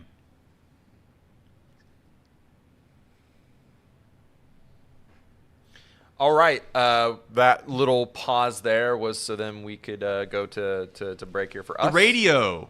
For This is radio? Yeah, this is not the radio. This is not the radio. We're on Not the the internet. radio. We're on This the is the internet. internet. You just Yeah, broke the his brain. internet You just part, broke yeah. his brain, by the way. But that was my favorite part of the show so far. Casey just had a sheer panic attack that we were basically just talking crazy. We weren't very professional, all this, that, and the other. And then Elliot drops this isn't for radio. You know why it's not for radio? This is the I'll internet. tell you why. Because we're 15 minutes late on our own ads, which is a problem, and the chat's going to let us know about it. Will you do us a favor and an honor and a privilege, Casey, would you please usher in our first audition with the radio? But instead of the radio, let's do the internet Yeah. with ads. So we're not reading ads for the radio? Nope. Okay. No. All right. Cool. Then fine. That's fine. I Encore didn't know, actually, Technologies. so we probably. I like how you put the frog man up there that's got the key out on him. You've noticed That's that, not right? Frog Man. That's not a frog. That's Yoshi. Do you not know who that is? Yoshi? That's Yoshi. Yeah. That's Yoshi. Mario Kart. I've used Yoshi from time to time. But he's not a frog. Are you Okay. good at what? He's not a frog. Okay, what is he? Well, he's got. He's a dragon. Yeah. He's a Or dragon. he's a dinosaur. A dinosaur. A Well, dinosaur. let's Well, get- I just got ridiculed because I thought it was a what did I say it was? A turtle? frogman. You didn't know who Yoshi was. turtle. I guess it could be a turtle too. Let's give him some It's credit. got a Yoshi shell. does like stick his tongue out like a frog. Why don't you stick it up there in the middle of that green screen? See how it works. Well, We've done it that before. wouldn't be the green screen. There you go. Look at that. That poor guy, just getting keyed out left and right. He's just fighting it. Yeah, he is fighting it. He's He's getting fighting. sucked into the wilderness that is Cincinnati downtown. Yeah, that's right. All right, back to the ad reads. Encore Technologies provides Whoa! IT solutions for a data-centered world with a suite of services from mobile computing and desktop to data center, supporting both centralized and work-from-home computing modules to improve efficiency and PRODUCTIVITY. Don't spell Productivity. check that. I'm pretty sure I got it right though. productivity. That's right. Visit Encore.tech. The path to innovation begins here. And let me Derby. tell you about this lovely bottle of water right here, Pawnee Water. Made right here in Hamilton, Ohio. Uses natural limestone filtration, unlike the artificial processing that other brands use. The result is a healthy alkaline water, and some say the best tasting water in the world. Visit Pawnee Water at PAHHNIwater.com so we can buy this great tasting water. Derby Stardom. Right before you get to this game time app. Yep, that's right. I put it up on screen. Derby. Are you on a heater right now? What happened? Productivity. Did you go down to the old the bright lights? Some would call it the casino. We won't call it that. Did you hit it big? What happened? Derby's throwing money in here. Thank you, Derby. Just throwing it all around. I had a question. Love you, Derps. Who are we supposed to send Grippos to? That was Natty Ron. And did you do that? I messed up that. Okay, so we're gonna do that. If Natty Ron gives me his address, if he finds a way, I don't know if he's got a social media, but if he's got a way to send me his address. What do you mean social media? He's just in the chat? Well, yeah, you can't put his address in the chat. Well, obviously not. Well, that's what I'm saying. Well, how about an email? An email would be great. All right, contact@chatterboxsports.com. This is for Natty Ron. If Natty Yeah, Ron Natty comes back Ron and listens only. to Don't this. be sending in old fake, oh, this is Natty Ron, here's my address. I No. need some Grippos, but Now that you said it, there might. there might be, but Yes, I there's have one one guy thing. who's Here's got- one thing that I know why I can just decipher them out. And that is because they don't live in Arizona. So that'll be tough. But true. go ahead, Casey. The Game Time app. Yeah, the Game Time app, our ticketing app sponsor. Use code OTB. Download the app. Get $20 off your first purchase. Terms apply. That's code OTB for $20 off your first purchase. And, I have yet to use it. I'm wanting to use it. I have yet to go to a Reds game this year. And I just saw the ad on the broadcast that tickets were selling for less than or selling as low as $10 already. So get in for free. Get 2 tickets. Bring 2 people. $20. Well, you know what we need to do with the Game Time app. Me and you, I'll take you to like a Tuesday game or something, or a Wednesday game, and they don't play on Wednesdays. Probably a Monday game, and we'll go into the free food section. I don't know what it's called now. It used to be the Diamond Club. It used to be 4192 Club, whatever it is now. And I think those tickets are like $80 on weeknights. We'll go buy 2 of those. We'll get our $20 off using the Game Time app, promo code OTB, and we'll go have ourselves a night. That's what we'll do, Casey. I like the sounds of that. That's what we'll do. I'll take you up on that. That's what we'll do. We'll go, and we'll also probably live bet the entire game. Yeah. Every pitch. That's right. I will, and I'll lose all my money responsibly. Now what we're going to do is 3 seconds of silence, and then Trace is going to bring us back to the radio. So this was like an alternate dimension that we were just in. Oh, man, we were in a third world. A third world. Whoa. And now we're coming back in, and now we have to be really professional. So anybody last final thoughts here in Make-Believe Land? The umpire scorecards came out. Oh, okay. So we'll bring that up right when we get back to radio. Will we? Oh, do you want to do it now? I feel like we do it now because Okay. we're going to talk about Jameer Reynolds, and then I think that's the end of the Jameer radio Reynolds. show. Can someone do that? Do that for me? Like why we're not Jameer being Reynolds. professional for just a second? Can someone let me know how many more segments we actually have of the radio? I think it's the last one. No? Well, I think technically, and by the way, I'm going to send this to Casey because Big C just tweeted at me, and he just photoshopped all my hair away, and it's really damning to see. So I'm going to send that to Casey real quick, and then so we have 6 segments on the radio, so I believe we do have one more. One more. That's it. So we're going to talk about Jameer Reynolds, and then we're off the Jameer radio, Reynolds. and then we Jameer can just Reynolds. get back to internet Yes. land. Before we get back to The radio. Yes, please. Chad Whitson, the home plate umpire from yesterday's Reds-Phillies game, Yes. was the second highest rated umpire in the game. I was getting ready to say. I hear people complaining about one pitch. I'm starting to get on the side of Reed here. I will tell you, if I wasn't a Reds fan and I was following the same people that Reed follows, which is basically what my Bengals fandom is, right? Like there's a lot of Bengals fans that I follow. So from time to time, you just get irritated with some of the Bengals fandom because you're not a fan, but you have to obviously live inside that world, and that's A-okay. The whole the home plate umpire thing has just run its course with me. I get these guys, they might miss a call or two. They might miss a big call. But do we forget like a night or two ago against the Phillies, I think game 1, the Reds were on the beneficiary end of a few pretty important calls. So the whole complaining about umpires thing, can I say it like Tom, is tired. In 148 calls, right? Balls Yes. and strike calls, he got 8 wrong. It's pretty good. Pretty good. Yeah, that's really good. You know where he's from? Chad Whitson? Yep. No idea. Dublin, Ohio. Is he really? Shout out Dublin. Yep. I only know that because last night I tried to look him up. I was going to have a funny little tweet to tweet back at Kirby because I like Nick, and I just wanted to kind of give him a little bit of a jab. And I was going to say he's only 32. You got to give him some time. Oh, That's no. right. Oh, no. That's right. That's right. I thought that would have been funny. Was that not funny? That was very funny. Yeah. He's only 32. You got to give him some time. The best umpires, they don't really do some real good umpiring until age 40. That's correct. And it's just about youth. It's about young. He's just a little tiny baby. And you got to let him come up, and you got to do his time. I know he's a professional. He's already made the league and everything. But you got to give him some time. Here's the scorecard from yesterday that Reed was mentioning. Looks pretty good. Really good. Looks pretty good. Now, he did have a small zone. As you can see, like he missed a couple pretty clear strikes Correct. at the top of the zone. Are you in favor, if an umpire's going to miss one way or the other, are you in favor of a tight zone or a large zone? I would be in favor of a tight zone. As a former catcher, as a guy who likes some speed into the game, I'm pro big zone. I swing the bat, baby. Let's swing. Like let's go the big zone. Call more strikes. I'm game with that. But at the professional level, I don't really. Lower level certainly have a big. Let's face it too. Like the difference between a small zone and a big zone in the major leagues is probably not that big of a difference. Right. It's not that drastic, but hey, that's here nor there. Anything else to add before we have to get back on the radio? We have something to show people? Well, I was going to use it as my cherry on top. Yeah. Okay, that's beautiful. I think that's great. Let's do that. So now we're going to give 3 seconds of silence, and Trace is going to come back.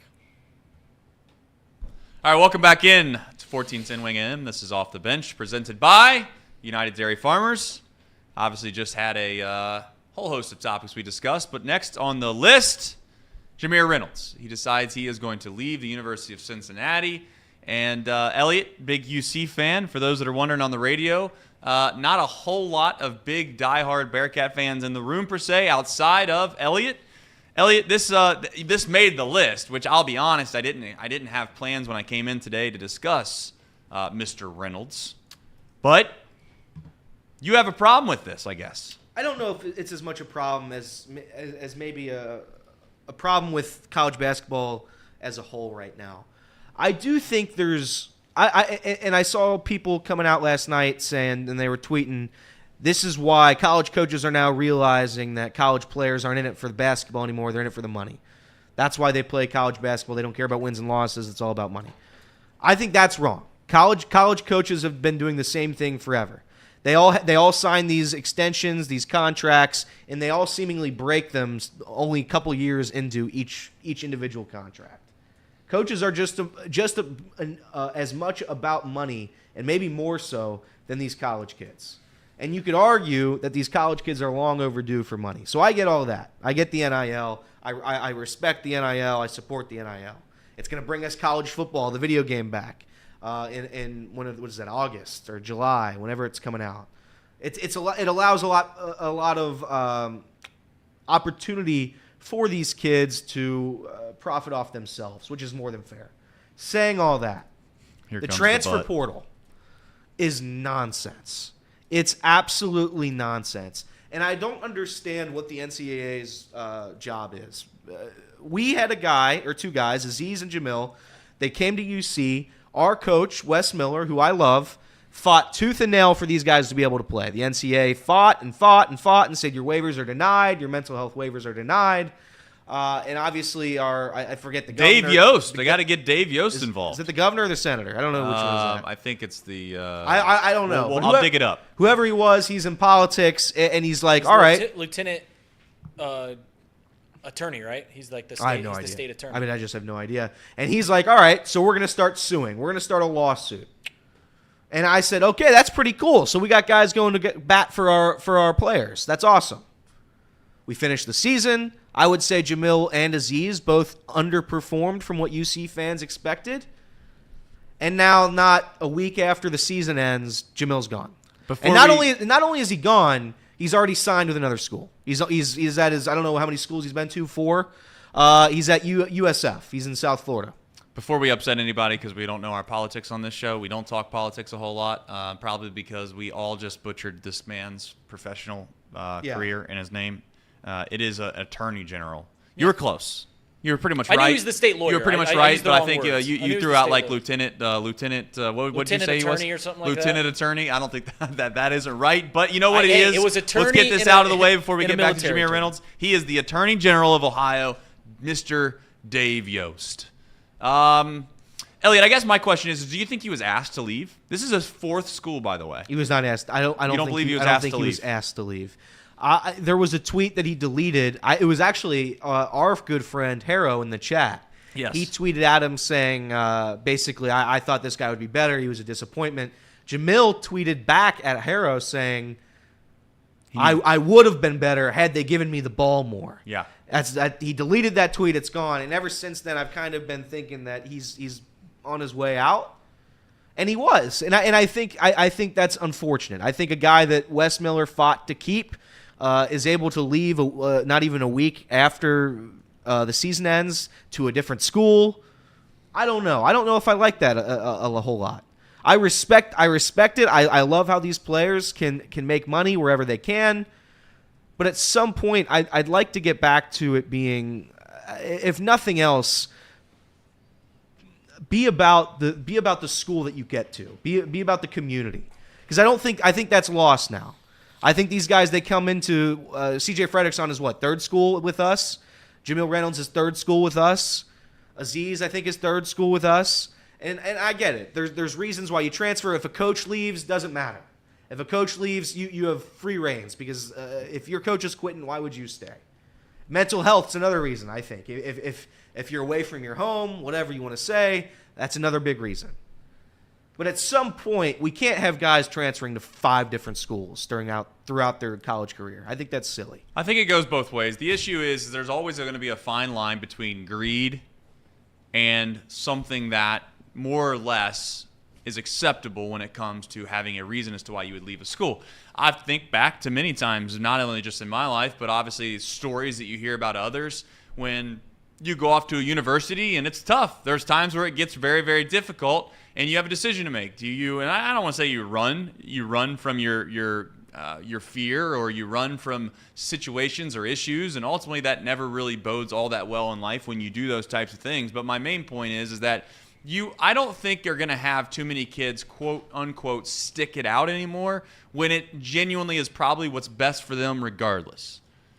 Tough love, having a difficult situation, not playing right away, all those things can add up to what ultimately would become what's best for you in your situation in your life. The issue is that you don't want to deal with that pain, so you just run from it and you want to go somewhere else. And I'm not saying that's the case for every single transfer, but unfortunately I think that is the case for the vast majority of the transfers. And if it's not that, then quite frankly, it's the alternative, which is, I don't want to call it greed, but a little bit of greed when it comes to making sure that you're capitalizing as much as you can on NIL. And I also know that for some, they come from difficult backgrounds. For some, you have to capitalize on what is basically a short area of your life of huge earning potential.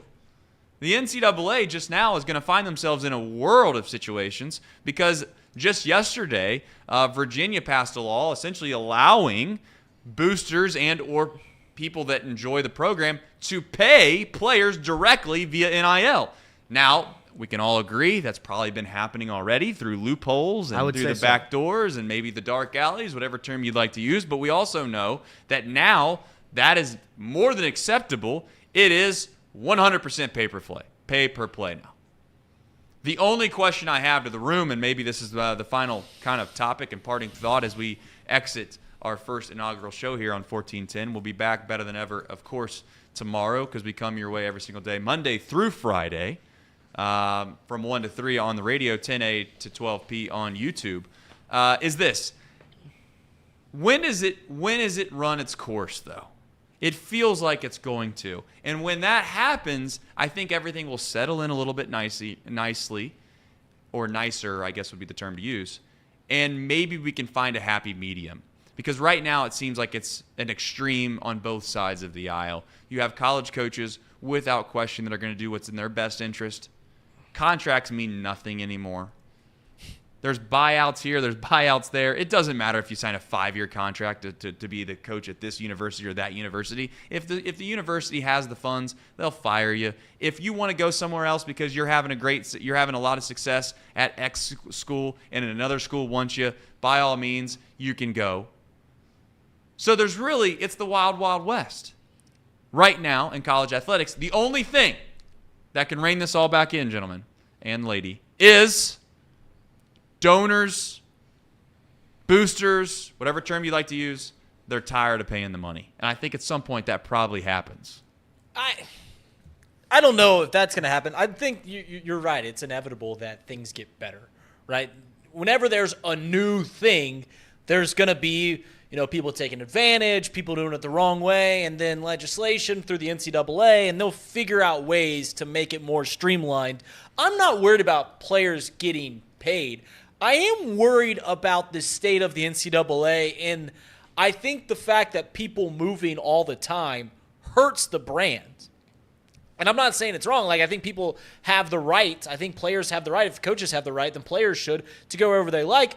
But objectively, it hurts like college basketball when the roster turns over every year. Yeah, every year. When you don't know, besides Zach Edey going to Purdue for the past few years, you didn't know what teams had coming into the year. You didn't. You didn't know who Kansas, Hunter Dickinson comes in, but he's a transfer. He's an implant. He wasn't on the team last year. Every team, it's hard to keep up with rosters. It's hard to know what teams have. All you know is, Duke's playing today. They probably got a pretty good team. They always do. But you don't know, before the season starts, you don't know who they have. There's no turnover. It hurts the brand objectively. I don't know how we get to a better way, but it does certainly hurt. You know what's semi-shocking to me? I was thinking last night, one thing that could be such an advantageous thing for women's college basketball is that nucleus that they've had over the last few years. They're staying at their school. Right. That is the best place for them, more than likely, financially.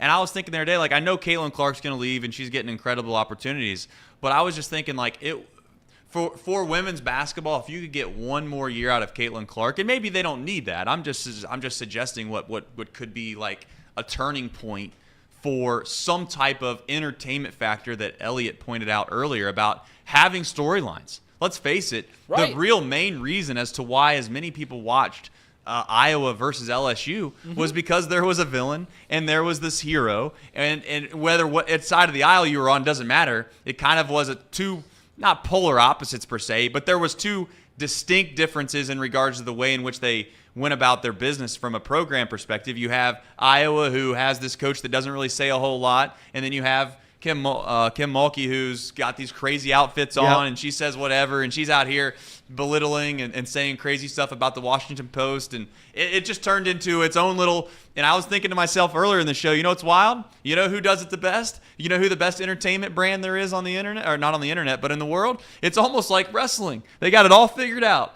They know exactly, hey, this is what it takes to keep people's interest. And I know people are going to make fun of wrestling, this, that, and the other, but they've got the storyline. They know how it works. They figured it out a long time ago, and they stick to it. I was thinking to myself, if they could get one more year out of Caitlin Clark, and you could start to get an idea of, what other girls are kind of a major impact player at these universities, and they can keep them their entire time, that gives them a really good chance of still continuing to get a little bit of a market share. But Caitlin Clark, I can't blame her. She's getting what? She's getting offered like $3, $4, $5 million to go to like 3-on-3 leagues now. So money talks, as it always does. Money does talk. It was a pressure cooker, though, certainly. Women's college basketball that we've like come to this, right? Like LSU overcoming Iowa last year. The storylines culminate in 12 million viewers or whatever they had the other night. So you won't get that. You won't get that in men's basketball anymore. You just won't. Will not. And again, I'm not against NIL. I think the players are getting what they deserve. I just think that I'd like to see some consistency when you transfer to a school. I'd like you to be there for a year or two. I don't know. That's just my opinion. But other news before we end the show today, I mentioned the Athletics moving to Sacramento. Some details have come out about it. So they're moving to Sacramento for through 2025 to 2027. Right. There's an option to play there in 2028. They will play in Sutter Health Park. There are 10,000 seats at that ballpark. 10,000 seats. I bet they sell out. I don't know. I wouldn't bet on it. For a Major League Baseball team for 3 seasons, they will be playing in a 10,000-seat stadium. Tough. It has grass outfield seats also. To increase the capacity if they wanted to. So it's 10,000 seats plus the grass outfield. Sure. Okay. All right. Hey, would you rather? Are you the type of person that rather go to the small house, big party? You know, like maybe you don't. It feels just bigger than it really is. Yeah, maybe. Or would you rather go to the mansion and there not be the same amount of people, and all of a sudden you feel like there's nobody here. It could have a good effect on maybe the A's. I don't know. I will tell you this. There's going to be a significant amount of what I would call MLB junkies. Yeah. Or, and this is the most loving way I could say it, but like ballpark nerds that know that they have to get there within the 3-year window. And I think that that's going to be something that many people do just because they're like, if I don't do it in the 3-year window, I can't say I've ever been to every ballpark in Major League Baseball since it started. Something that I just thought about myself, which I put myself in that ballpark nerd mode. Will you try to make your way to Sacramento for a game? No, I will not. And that's all due respect. If I wanted to watch a baseball game at a public park, I'd go watch the Cincinnati Steam, and I'd watch them play wherever the hell they're playing now.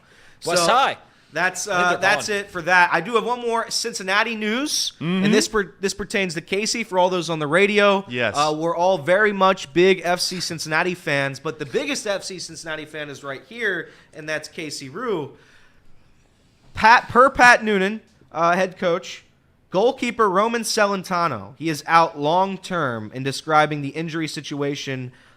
He's calling it week to week, but he also said he's out long-term. This is the first injury absence he's had with FC Cincinnati since taking over the starting job in early 2022. So that's a tough blow for FC Cincinnati. Yeah, that is. He played through the game. Yeah. That's very shocking. Did he say what the injury was? That was just a report I saw, so I do not have the update on what specific injury it was. That's a huge blow to our back line. I mean, that is the strongest probably in MLS. You lose Celentano, who was robbed of goalie of the year, to be honest with you, last year. Robbed. I agree. So I think that's devastating, to be honest with you. So that'll be tough to deal with. But I believe, fellas, and I have one last note before we sign off here. Yeah. What do you think our bumper music's going to be? Because I'll have to say that my favorite part about working in the radio, and I don't know if you know this, I did work in the radio. Yeah. I would hand select the bumper music, and when you worked from where I worked, we had a catalog of infinite music. We could play whatever song we wanted to come back from break. So I'll be curious to see what Mr. Kinner gives us on the radio. What would be your pick? What would be your bumper song pick? It's a great question. That's a really good question.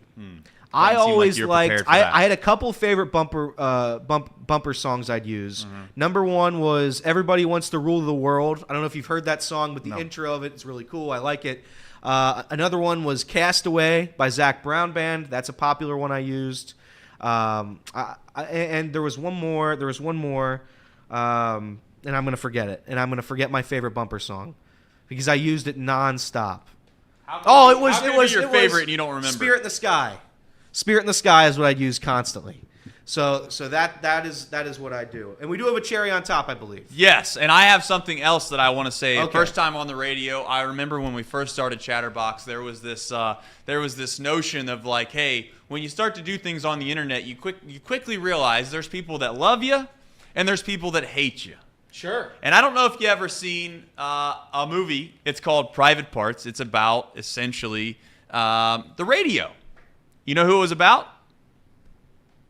No. I'm asking you a question, Elliot. No, I don't. Does anyone in this room know who it was about? Based on radio, the name, I don't know. I've never seen the movie, never heard of the movie. I'm going to guess Howard Stern. Howard Stern. What a ding, guess. Ding, ding, ding. Howard Stern. It's a movie about Howard Stern. But there's one scene in that movie that I've taken away from it that I remember time and time and time again as we go through this journey that is media. And I just want to say, whether you love us or you hate us, the goal is to entertain you. And here's the clip that I fall back on to prove a point. The average radio listener listens for 18 minutes. The average Howard Stern fan listens for, are you ready for this? An hour and 20 minutes. How can that be? Answer most commonly given, I want to see what he'll say next. All right, okay, fine. But what about the people who hate Stern? Good point. The average Stern hater listens for 2.5 hours a day. Look, but if they hate him, why do they listen? Most common answer, I want to see what he'll say next. They want to see what you'll say next. We'll do our very best to continue to keep you entertained because I'll tell you right now, there's no doubt in my mind if you continue to listen, it's going to be better than whatever you've been listening to before. Now, that sounds like an egotistic thing to say. That sounds like a confident thing to say, but I guarantee it. We finish every single show off with a cherry on top presented by United Dairy Farmers. Elliot, take it away. So we were talking about my hairstylings earlier on in this program, and Big C decided to Photoshop me without any hair. And if I'm going to be honest, I don't like it. In fact, some would say I hate it. This is great radio. This is great radio. So if you can't see it, imagine a person you don't know what I look like, and now imagine him without any hair. So that's what you're trying to imagine right now. Now there's another Photoshop of me with a lot of hair, and I'd argue that one might be more disturbing. So both of them aren't great options. I hate the way I look and all of it, and really, I might just cover myself up on this YouTube show from now on so nobody can make fun of me. That's what I'll do. I'll just hide behind this desk. I will. You know what I will do? I'll just wear all green. I'll just wear a green screen to blend in with the background here. There you go. So that's it. It'll be like you're on the radio. Yeah. All right. Well, it's been a lovely edition of Off the Bench presented by United Dairy Farmers. We love and we appreciate Justin Kinner for giving us an opportunity to be on the airwaves, I think is what we decided to call it, the radio. 1410 Wing AM. Until tomorrow, this has been Off the Bench presented by United Dairy Farmers. All right, so we're off the air, and now we get to do our show. Is that right? I guess How this we're just goofing around now. Is that how it works? I I feel like with 15 minutes to go in every show, it just turns into a basically a brigade of whatever the chat wants to talk about. So, were we allowed to run that clip?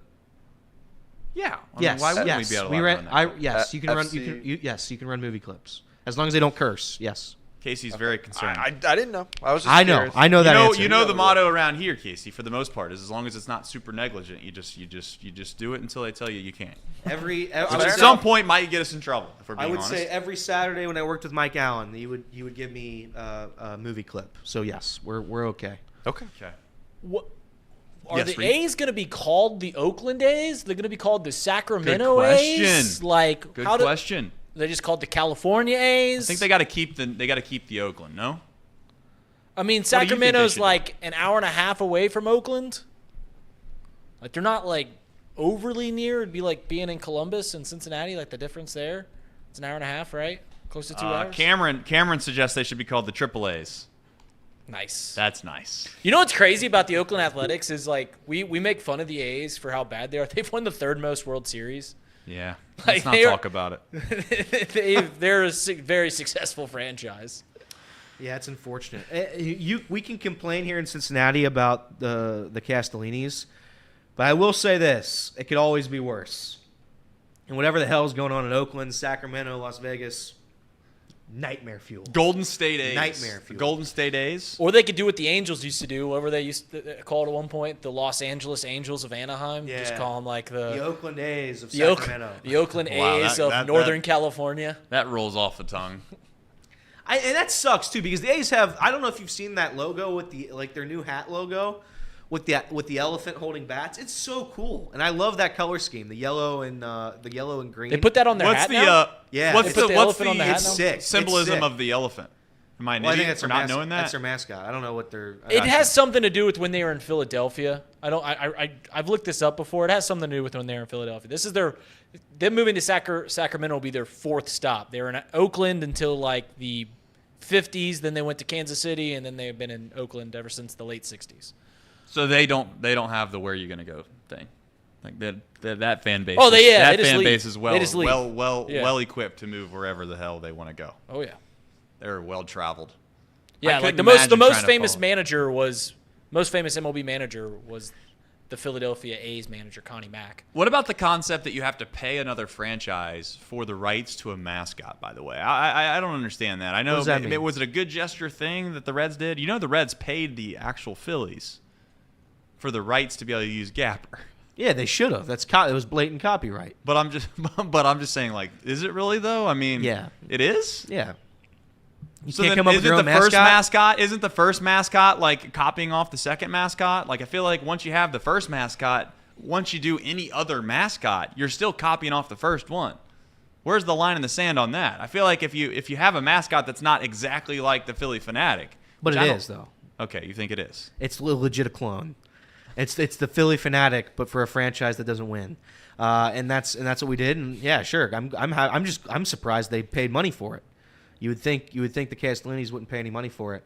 I don't think it's that hard to come up with your own mascot. How much does a Fanatic make? Because you have to be good in that job. Like that people to see the Philly Fanatic is one of the ones that actually people would look forward to seeing, and they think that he's. When I say he or she, I'm not sure who exactly runs the Philly Fanatic. Maybe you could dig that up live on the air, and we could figure out if it's actually the same person over the course of 10 years, because they are funny. Like there is some humor that comes with a mascot. It's not just walk around and like say hi to kids and take pictures. Let me look. Because the Fanatic. Is the Fanatic the best mascot? I don't know. Might be. He's probably the most famous, right? Like, Tom- well, unless you take the collegiate mascots out of it. Tom Burgoyne, the man who brings the Philly Fanatic to life, brings passion and energy and lots of funny stories from his 33 years in the costume. So this one guy was in that costume for 33 years. That makes sense. Because at some point you got to have some consistency there of what to expect when you come to the park if you're looking for the Philly Fanatic himself. Isn't there I like that. The Braves, did the Braves Blooper, I think is that one's name? Did they have to pay? Did they have to pay the Phillies? Speaking of which, that's a division rival. That's not the same mascot as the Fanatic. Well, put them up on the screen, Casey. Please, put up Blooper and the Philly Fanatic. They look nothing alike. blooper. Now, I will Blooper's say- funny on social media. I will say the Mets have the same mascot as the Reds. They have Mr. and Mrs. Met, and they're Yes. just those baseball people. Did they pay the Reds for that, you think? I don't know. They look nothing alike. I don't know. They got the same Let's nose. let's throw it up there It's not for the a same guy nose. that says He's that got it a looks smaller nothing alike. nose. Let's decide together. Here we go. Throwing it up now. I mean that you're telling The me one there has is ears okay. and a You're different- Oh, suggesting come to me on. there's They're no pretty resemblance. similar. You put What? green fur on Blooper. He looks like the Fanatic. Come No, on, man. what? He's got ears. His eyes are different. His nose is Yeah, different. they moved the Second poll Fanatic's question of nose the to day. the ears. Second poll question of the day. Go ahead, do it. But yeah, Do it. encore. We're gonna do an Do it. encore. Do these They two look nothing mascots alike. look the same? Yes or no? Yeah, do it, please. Do they resemble each They other? put the Come on, Fanatic's Elliot. nose on Blooper's ears, and then they said, "All right, that's good enough." Like Yeah, they their literally ears they and the literally nose did are the the thing same. like It's a different design, though. It's not even like if you look at Gapper. What? And that Just because the green Philly thing- Fanatic eats a flurry- couple more hot dogs at the park, it makes him look different? He's got 30 extra pounds on him. No, it's the same thing. That's preposterous. I can't believe that you don't. This is crazy. There's I thought a you were actually. I How- want to see this poll before I say something. There's All a right. whole documentary on the mascot thing. Like, there's a community of them.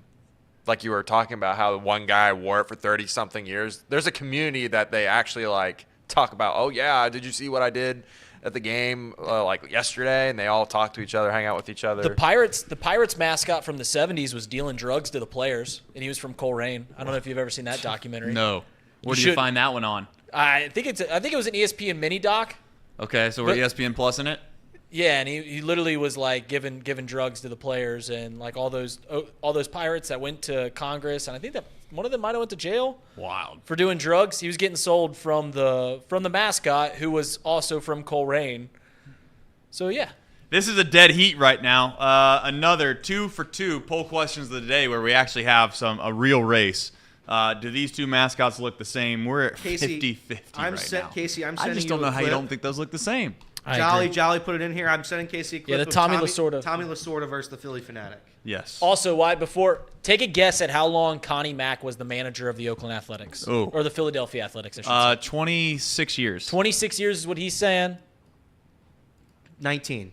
19 years. Casey, you want to take a guess at how long Connie Mack was the manager? Obviously, it was a long time if I'm asking. 25. His first year. Lindsay? I was gonna say 20. His first year as the manager of the Philadelphia Athletics was 1901. This is like 50 years. He left that role in 1950. What? He was their manager for 50 years. Hey, do me a better one. He was their manager before the World Series and after Jackie Robinson broke the color barrier. Also, want to add this one too. The craziest thing the most mind-blowing stat that I've ever seen since I started Chatterbox Sports, and we were running around doing all these games, is we went to our first Miami baseball game last year. The very first Sienna one. coach. Please look that up. I know he just retired. We got to see him in his final year, by the way. Imagine the odds of that. We got to see this guy in his final season. But the what was it? Seton or Sienna? Sienna. The hat. Are they what are they? The hat. They're the Hatters? Saints. They're the St. Bernards. The Saints. Yep. The Saints. So the Sienna Saints, their head coach for their baseball program was the head coach there for. He was. I'm pulling it up. 54 years. 54 years. He took started there. He took the job, and his initial salary, if I'm remembering this correct, Yes. was $1,000. That was his salary.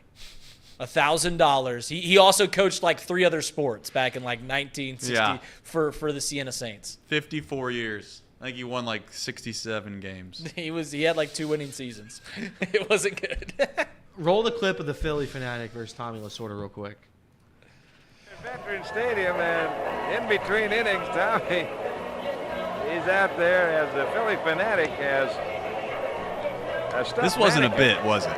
of a Dodger, and Tommy's trying to get that Fanatic close. You see the Was this a physique bit? of the I think it's a bit. of the mannequin. Tommy's a little bit hot, I think, as he's going to move that over. Now look at him go.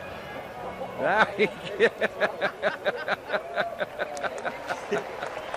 he says, "You don't make fun of me or my ball club." Oh, what a dilly. I mean, that's an elect. They threw a ball at him. Oh, boy. That's what I'm saying. Like you have to have an elite, humorous person inside the Fanatic suit to have an elite mascot. Simple as that. Gapper stinks. I can't believe that you're out on Gapper all the way. Why? I don't understand how you can be out on mascots. mascot. It's What like the mascot do it's to just you, silly. man? It's just silly. I can not like a mascot if I don't want to like a mascot. Like mascots are just there to be fun and silly. Do the Reds have too many mascots? That's a good question. They got 4. That's a good question, and I'd argue yes, they do. Can we agree what's a good mascot amount? 3. Then? 3. 3 is the perfect Gapper number. should be eliminated. You are anti-Gapper, man. Gapper should be eliminated. How Gapper many and Redzilla should leave our city. How many Cincinnati mascots can you name? Sports team mascots. I don't think Can you name them all? Not many. Not many. You got them all. Yeah, you got absolutely absurd. Gapper, Rosie, Yes. Mr. Red, Yeah. Mr. Red Leg. Correct. Go to the Blue Blob. Oh, you're talking about Cincinnati? Yeah, Cincinnati. Oh, well, I mean, D'Artagnan. what's Got the Houday. Bengals? Houday. Oh, Houday.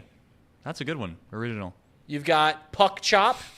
Puck Chop stinks. Oh, grow up. Come on. If you don't like Puck Chop, Chop you hate fun. stinks. You hate fun. You Admit hate Puck fun. Chop stinks. No, Puck Chop's great.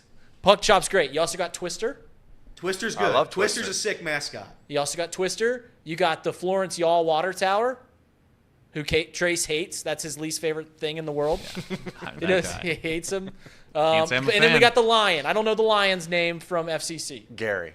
Gary. Gary. Oh, and the Bearcat. How can we forget the Bearcat? And the Bearcat. What a name! What another name? I tell you, that's the Houday versus Gary, best mascot name in the city. Gary. Gary. Man, they gave Is us there the a reason Lion. for that? There has Gary to the be. Lion. As our big FC correspondent, do you have a reason as to why their mascot's name's Gary? Could not tell you.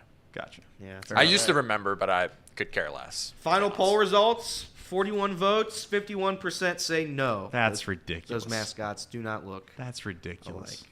Very sorry, Trace. Looks like you're wrong. I cannot believe. I will leave it up for a little bit. I can't believe these people don't didn't think look that there's some anything alike. resemblance there. They didn't look Anything anything alike alike. is crazy. Can we show Gapper? In fact, I'll tell you what. Today it's almost Can like we show Gapper in that stupid thing? Fine. Gapper. Gapper. you're making and him work hard now. Well, we don't have to. I'm just I'm looking up Gapper myself Gapper. and the Philly Fanatic because they're clones. I just don't understand how you name a mascot Gary. Gary's name stemmed from fans' viral social media posts when the club released its MLS logo in November. Okay. Eagle-eyed supporters envisioned the name spelled out in the Lions' design on the club's crest. What? I don't know. Don't know. You could read that 5 more times We- to me, we- and I would be confused more I and wa- more every time you read it. I want to know the dynamic of the family in the Reds mascots. Like, Here we go.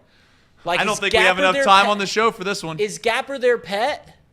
Yes. Gapper's their pet. And are Rosie and Mr. Red, are they siblings? Are they together? Is Rosie married to Mr. Red Leg and Mr. Red is the child? Because we all know that Mr. Red Leg is older than Mr. Red. Robbing the cradle a little bit if Mr. Redleg's dating Miss That's a good Rosie. point. Rosie Red. Maybe Mr. Red So are is mi- the baby. Is Mr. Red the baby He's of the baby. Rosie and Mr. Red Leg? Yeah. Or are they both the children? Are at they this. both the children? Now Dude, this- Blooper looks way more like Gapper, more like the No, Philly look at Fanatic. Gapper. Look at Gapper. He doesn't have any ears. He's got a bunch of fur. He's just red.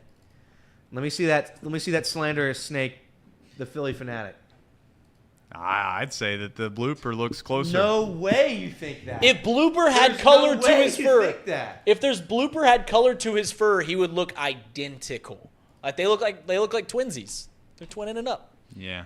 I mean, I don't know how you couldn't see it, but hey, that's here nor there. Let me put them side by side. I mean, that looks. I mean, that's the same mascot. It's not, though. It's No, the same mascot. It's not. I mean, the Yeah, it noses is. are clearly Gapper looks different. more like Elmo than the Philly Fanatic. I'll tell you what I didn't have on the agenda today on Off the Bench was a great mascot to beat. But we come your way every single day from 10 A to 12 PM. Thank you. That's Pacific Mountain. Which means it's time to come off the air. We got to go. But we'll be back better than ever tomorrow. Reds have an off day. So we're going to come up with some topics. Who knows what we'll have in store? We'll find out what our bumper music is today, and we'll let everybody know. If it was up to me, I would do ants marching. Just saying. Thank you, Reed. We'll be back better than ever tomorrow. Thank you. She wakes up in the morning. And thank you again to Justin Kenner and the boys up there in Dayton for putting us on the radio. We'll see how long we last. Never Take care, changes a